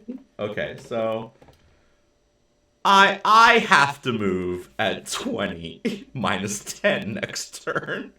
So realistically, you guys get away, but you have to keep running. So we will transition back into you guys running away. Is that reasonable for everybody? We've gotten okay, great. I'm gonna stop recording. No hero moments. Everybody run. Wait, yes. Is anybody staying to fight the bear? No. Okay. All right. So you guys have just run away. You could hear him like roar at the idea that he finally caught up to where Jacques' dead body is, and you guys kind of meet up in like the midst of running through the dark forest. It's pretty late into the night now. You see as like these little yellow fireflies go past you as you are running. You guys are all about the same speed. I think the only one would be Bramble. Like, keep it up. Like she's doing a good job, but she's also got like all like the weight, you know. Right. And I think this is when Eli would kind of like dart out from the side of a tree, keeping up behind him, being like, "All right, come on, Bramble." But by all means, describe running away, and then one of you needs to roll me a d20. Right. So Eli's gonna run up next to Bramble and right and be like, "I didn't yell, right? I made it. Like I didn't shout when Thistle was turned from stone or whatnot. I was like, I didn't say anything. I really wanted to, but I was like, the bear's gonna catch me, You did good. You did good. Let's just keep moving. We can talk this through later. Let's get as far away from here right now as we can. Actually, I need everybody to roll me a survival saving throw. or check, survival check. A I was survival gonna say check? saving her. Sorry. Okay. I know what I'm talking about. Survival check, please. Bramble got a 10. Not surviving. What do we all get? I got a 10 for Bramble. Yes. 4. I got a 20. I got a 2. Meryl got a 20, and then we got a 4 and a 2. Okay. We were so worried about the little chipmunk. How's she gonna do? Okay. So you guys, most of you are running. Meryl, on the other hand, as she's going, she's like throwing stuff and like messing up her tracks as she's like zipping about, and she's like turning around and going behind you guys and kind of like messing up some of yours. But 2 of you leave tracks, is the point. Eli, being a smuggler and knowing that you are out of your depth when it comes to being in the woods, like you stated this a couple times, I'm going to let you realize that you are leaving tracks. You guys, it's now pitch black, middle of the night, deep in the forest, and you hit this like little section, and there is a couple like hunting shacks. Do you know what I'm talking? I don't know if any of you hunt, but if you go far enough, the cabins out in the woods that have stuff in them. Yeah, if you go far enough into the wilderness, hunters leave like these like little tiny shack cabins for people to use when they go that far away from civilization. And it's just known that they're there for everybody. And they'll sometimes leave canned food and stuff in them. It's like for hunters. The hunters of Coldmeadow and Madison do this as well, this far out. So you guys would come across 2 little bunkers. And when I say shacks, I mean these are like single room, maybe a little bathroom sort of type of area attached, but like really just a thing. Yeah. And these are very heavily like leaves are pulled over. They're made to look hidden and look like they're part of nature. Let's use them, please. Your turn. Need to get inside. Left or right one? Both. So we could probably split up and search them both. Well, okay. Cool. Roll a quick perception, 2 of you. All right. Okay. Go. I got a 16. Anybody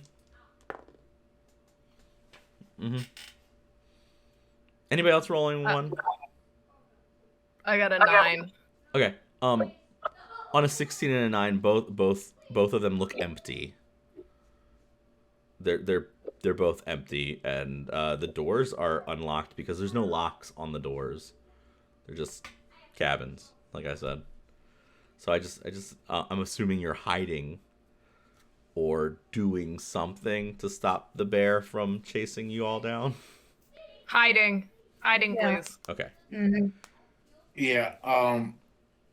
Me realizing I'm leaving tracks, I'm going to kind of scurry them into the houses, and I want to go, like, try to climb a tree or something. Like, I want to hide along the outside of this clearing, or No, that's I guess what you the were world trying to hidden do. out of clearing, but I want to try to hide just a little bit off from them if Mhm. I've been leaving tracks, to try to Okay. see where this bear is coming from and see how much time we have to get away. And I want to at least be in shouting range, so if I need to shout for them to run, they can have a head start. Okay. Give me an. Bramble is gonna like wave to Eli to come over, right? And like tug on him a little bit so he's down towards her level, and she's gonna stab him. And she's gonna give him eyes of the night. And then she'll stab the other 2 as well and give them eyes of the night as well. Very So good. you have 300 feet of dark vision for an hour. Yeah, You just know me too, Bramble. Poke versus stab is very important discernitation between like stabbing versus poking.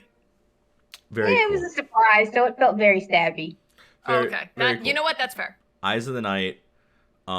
Thistle just said, "Can you please heal me?" Yes. Um, Of course. Is anybody else need healing? Do I need to do a group heal? Okay.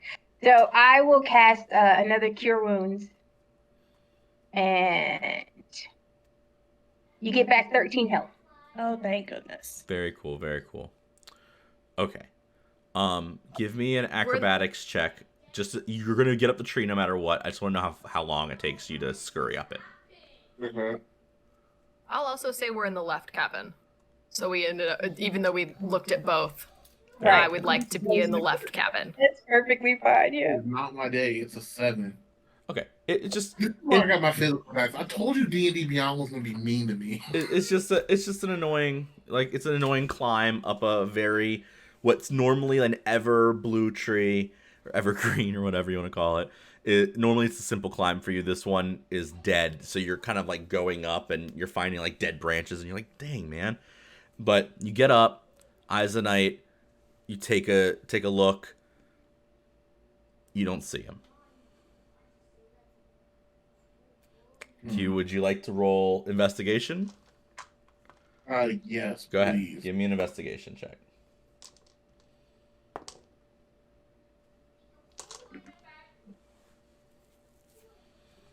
That's a 10. Slow ass bear. Even on a 10, you kind of look. You're looking for anything that would move. You're looking for anything that like goes off. What range is Eyes of the Night? Like 600 feet or something. 300 feet of dark vision. 300 feet. Okay. Definitely not 300 feet away. You have a little while to hide or to mess with your tracks or whatever. To make this work. What are you doing at this point? Okay. I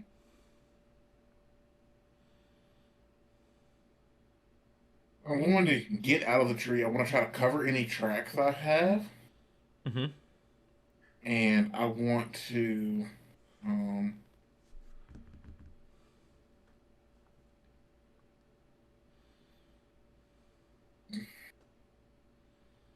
I guess make my way back over to where everybody else is and just tell them.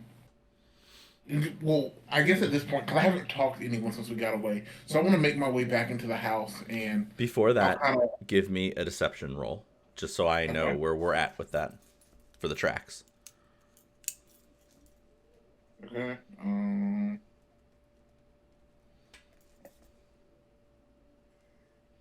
21 on deception. Okay. Nice. Okay, go ahead. Okay, so I'm going to sneak and make my way back over to whichever little cabin you guys are in and poke my head in and just be like, is everybody okay? Yes. Okay. I've scouted it out. We've got a little bit of time. Is anybody injured? Can you keep moving? I healed this. Be here when he catches up. I mean, I'm okay. I feel like Thistle at this point would all of her confidence that she had going into this would have just been shot.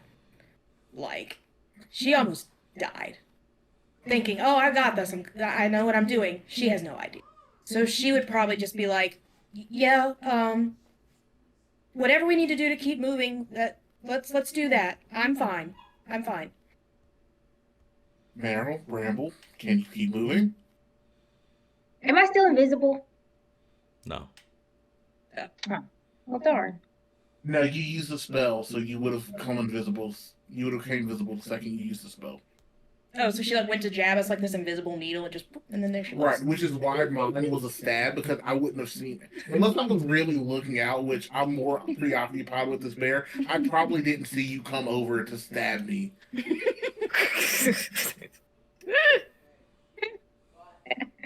I'm worried about tracks on this fucking bear, so I probably didn't notice. If Bramble didn't make a bunch of noise in their armor, I definitely would not have noticed Bramble coming up on me. I love this That's idea funny. of Bramble like clanking around. It's very funny to me. Me too. I like to think we're working on the agility aspect of armor. Right. 100%. Okay, so But yes, I could move. I could move. Okay, if everyone can move, I'd say let's get on the move. now it's been a minute since you all have taken a long rest. We're gonna keep pushing? I think we should keep pushing. I think we keep pushing. Yeah. Stopping and taking a rest right now, only to get surprised, does not sound like it's going to end well. We barely got away the first time. Right. Okay. Yeah. Definitely in my mind would be to get as far away as we can. That would be the only thing I would be thinking. Okay, so you guys push into the hunting grounds. Okay. Can we see where the mountains are from where we are? You can see where the mountains are from Coldmeadow. Okay, but I didn't know if the forest was going to obstruct or anything. The forest does obstruct it, and at the moment it is very dark, but you know where the mountains are. If you've lived near very tall mountains before, which you just happen to know where they are at all times, I promise. So would they be in front of us, to the right, to the left, behind us? You're going towards them. Okay, so we're still going the right way, essentially, because we want to. Yes, you are. Because she would pull out the map really quick. You took a little detour to go further north than straight, so you're not going to end up at that little at a little bridge that is on your map that you know about, but you are going to eventually get to our Greybark Forest. It's just you're going to get there a little bit more north of what you're meant to be. That's all. Okay. So she go, okay. Mountains ahead. Let's go. But Meryl would still try and mess with the tracks. Yes. So she'd be very hyper. She's like, I'm ready. Let's do this. Love it. Okay, so you guys push on again, dead of the night. You guys are being diligent about the tracks. You have been going for a number of days now on very little food and just your rations and going and through that. Are we gonna run all night, or are we gonna try and find somewhere to rest? What is the goal here of this next stint? What are we going to come across? Yeah. Yeah, what are we going to come across? Okay. So then we should. Yeah, I guess the question is, how much ground can we cover in the night? If we move through the night, do we make it to the other end of the forest? No, you have 4 more days of walking. Okay, so if we're not gonna make it out of the forest tonight, I would say we keep walking until the first signs of early light, and then find somewhere to kind of settle down. I'll keep the first watch and let y'all get 4 to 5 hours of sleep. At which point, We'll switch. Okay. So you get to brush. It's heavy thickets. You make it to a spot that, being forest creatures or being creatures in general, you know how to make little hidey holes and stuff like that. You come to thick brush. This is some thorn bushes, stuff like weeds, just denser bushes in forest. You can go behind them. You can get in, make a little spot that is not able to be visible from the little paths that you're on, because again, these are not real paths. You're just running through trees. If somebody wants to go ahead and roll a survival check for just building the thing, we can do that. I'm gonna say that this is a pretty good little spot. You guys, this is, as far as everything you've come across, this is as safe as it's gonna get. It's down a little hill. It's hard to see. Even if they were to look straight down, it would look like you're just the side of a hill. The most watch you'd have to take is somebody would have to watch down the hill to see if somebody came up on you. But you've got some rocks and some other brush. This is probably the spot that you want to do what you were just talking about on. Okay. So you're gonna take first watch, right, Eli? Yes. That means you three are going to sleep.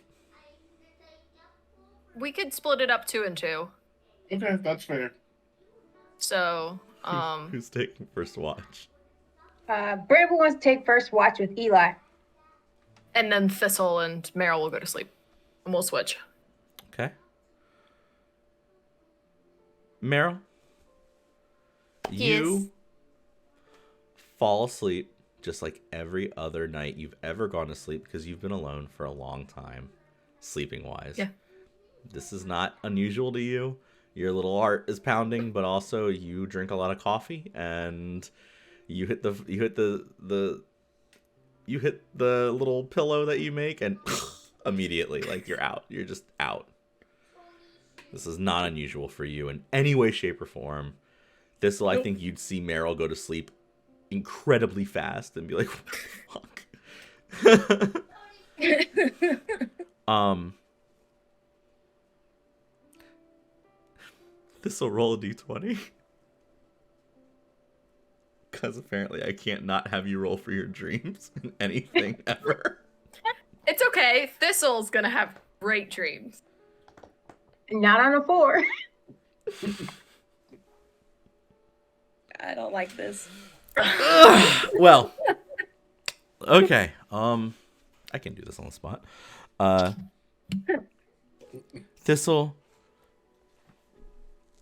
on the beach, we're in Coldmeadow.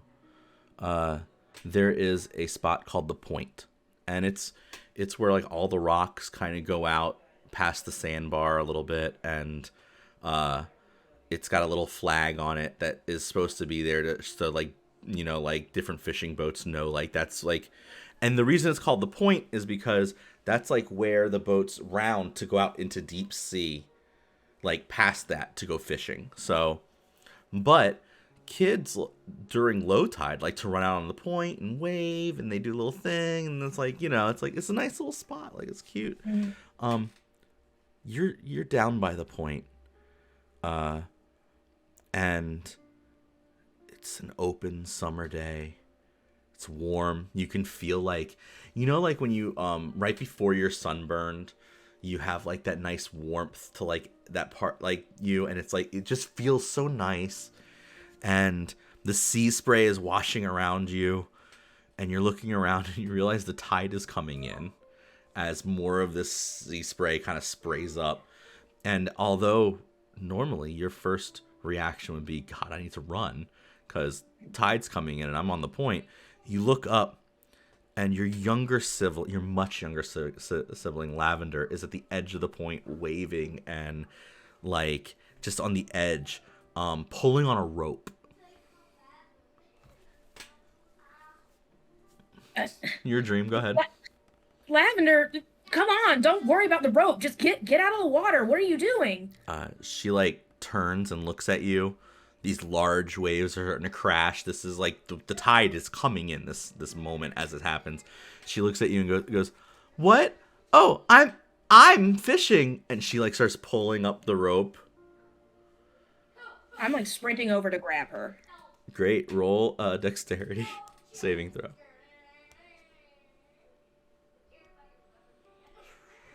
A 6.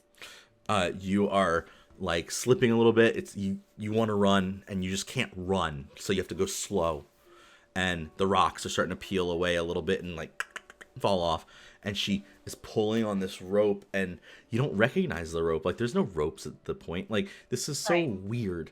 And then she stops and goes, "I caught something." And as she pulls, and then she goes, no, I caught something. Look. And she pulls the rope, and at first it looks like a claw is coming up, like almost like, oh man, it's gonna be like a crab. And then this large, it gets bigger, and it's like a mollusk is keeping coming, and it's much bigger. And she goes, oh, and then like she starts to like slide into the water, and this big wave crashes. And at the very last moment, you see 2 eyes open up, and then you'll wake up, and you've gotten a long rest, but you didn't have a good night's sleep.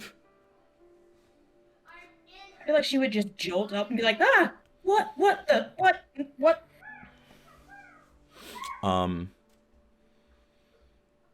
You get the long rest, but I feel like you would still feel very, very sluggish, and I think it would be like almost like an achy night's sleep. That's fair. Yeah. I think it's so that was y'all's watch. I will say that your deception was good enough that at this point you'd realize that you got away from said bear. Yeah. It would take a long time for you to realize it, but at this point, if he hasn't caught you or come up on you, you're pretty sure that you got away from him. Okay, good. All right. Does that mean we're taking turns sleeping? Yeah, we're gonna I switch. Yeah. Yeah. I would begrudgingly, like, slowly move my way out there to just sit. Very cool. Let's talk about Eli and Bramble going to sleep. Eli, you can roll a d20. 17. Fantastic. Eli, you've been at sea. You've been at sea during turmoil and been told you need to go to sleep. You've been on boats that have been almost crashing upon rocks and been like, I'm just going to turn over and whatever happens, happens, probably at this point. I imagine Eli pulls out one of his several flasks and takes a swig of something strong enough that he's like, we're not immediately about to die, I'm going to bed. Awesome. You're at sea on a boat. You were a smuggler once. You are sitting on your cargo. And when I say cargo, I mean your cargo on this ship. The rest of the ship is moving what it's supposed to be moving, but you know specifically what's in the box you're sitting on. You're leaning. And now, would this still be on Garvey's ship? Yes. Okay.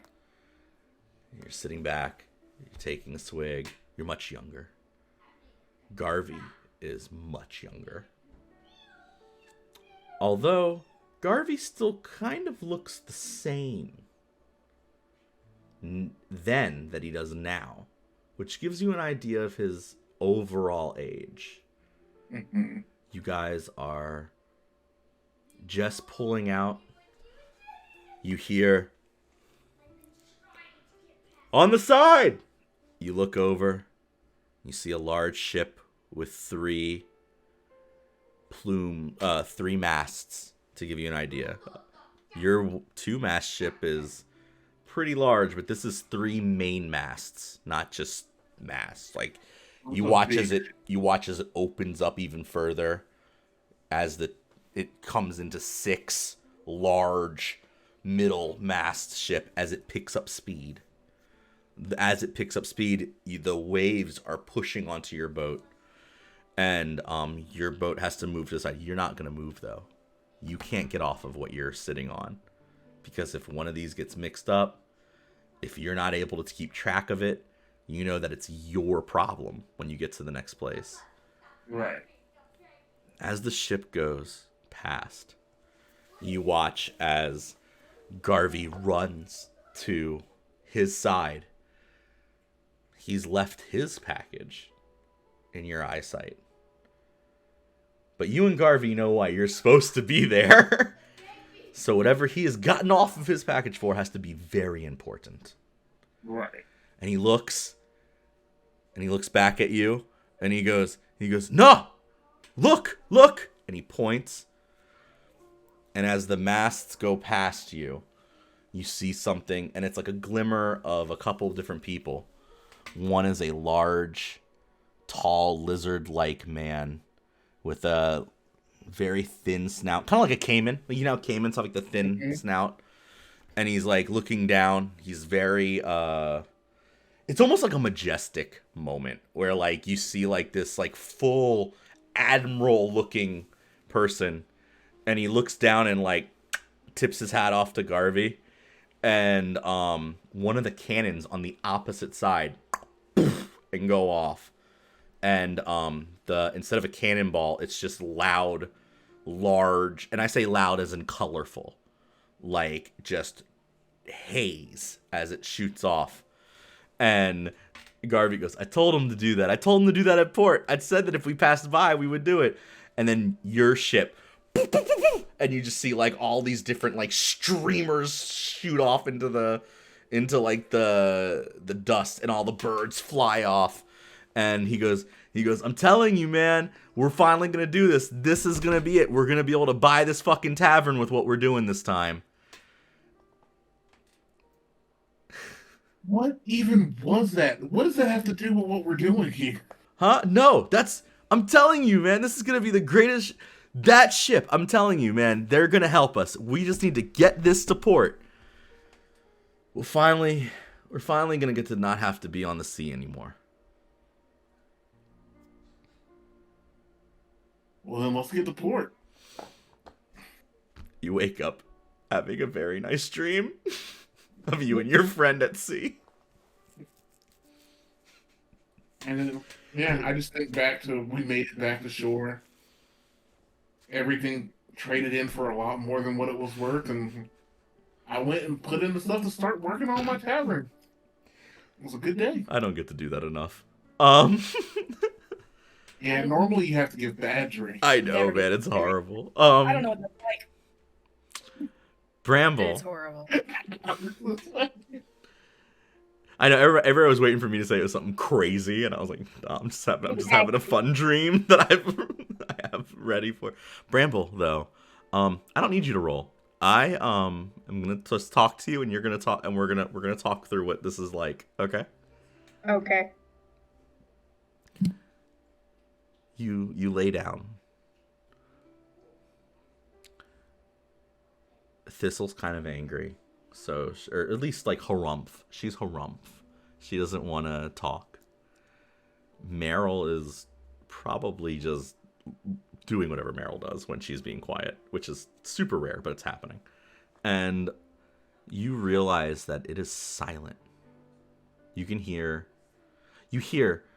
Eli like making little sounds, like, but he barely snores.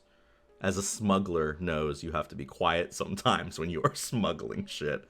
So Eli is able to just be out. You're used to sleeping around like 15, 16 other siblings that are loud. Your house is always moving.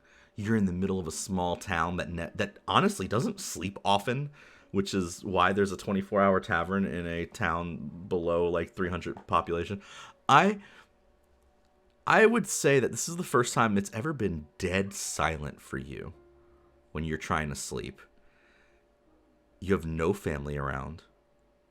Just tell me about you going to sleep in this situation.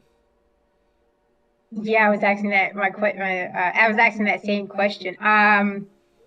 So honestly, like she would probably like slowly like walk over towards Eli, right? Just because, you know, he's technically kind of sleeping, but he's kind of making some noise.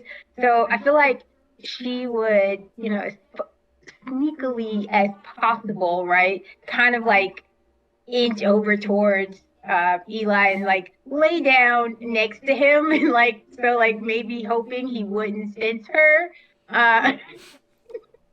But just to kind of be like near somebody, right? Because it's there's no way she could sleep just in the dead silence. Right. One other question, just for pure. I just need to know. Do you take your armor off to go to sleep? Oh, I never thought about that. Honestly, I would say she would think about it, but just because it was damn near impossible to get it on all the way, she'd probably just keep it on. Cool. Right? She lays down, and the bear attacks. I'm just playing. No, but you lay down. I'm playing. You lay down. Eli drank, so he's done. Like you don't even. You can like push him, and I don't think you'd wake him up at this point. He's having a great dream about his past. Oh, that would even be better. 'Cause, you know, Screaming bloody murder or me getting attacked. I'm not getting up. Yeah. So you just curl honestly, up. Bramble would prefer if you were screaming bloody murder. She'd feel better. Probably. So you curl up. You reluctantly get to sleep, but you do. It's been a long day, and you've had armor. Like you are physically done at this point. Right. And you just snooze on out. It's been a lot. Meryl, roll me a d20.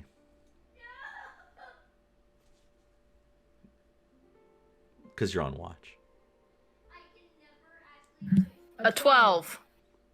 Very good. It's neutral. Roll me a d12.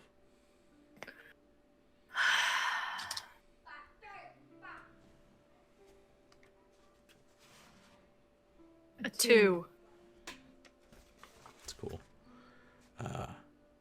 And dragons. There are no dragons here. There's no dragons here. You're just as likely to see a drag. You're just as likely to see a dragon here as you are in real life right now. That being said, a Komodo dragon comes out of the ground. No, I'm just playing. I couldn't help it. Like, you'll find a way to bring dragons. Neutral 2 is normally a weather thing. There's no weather.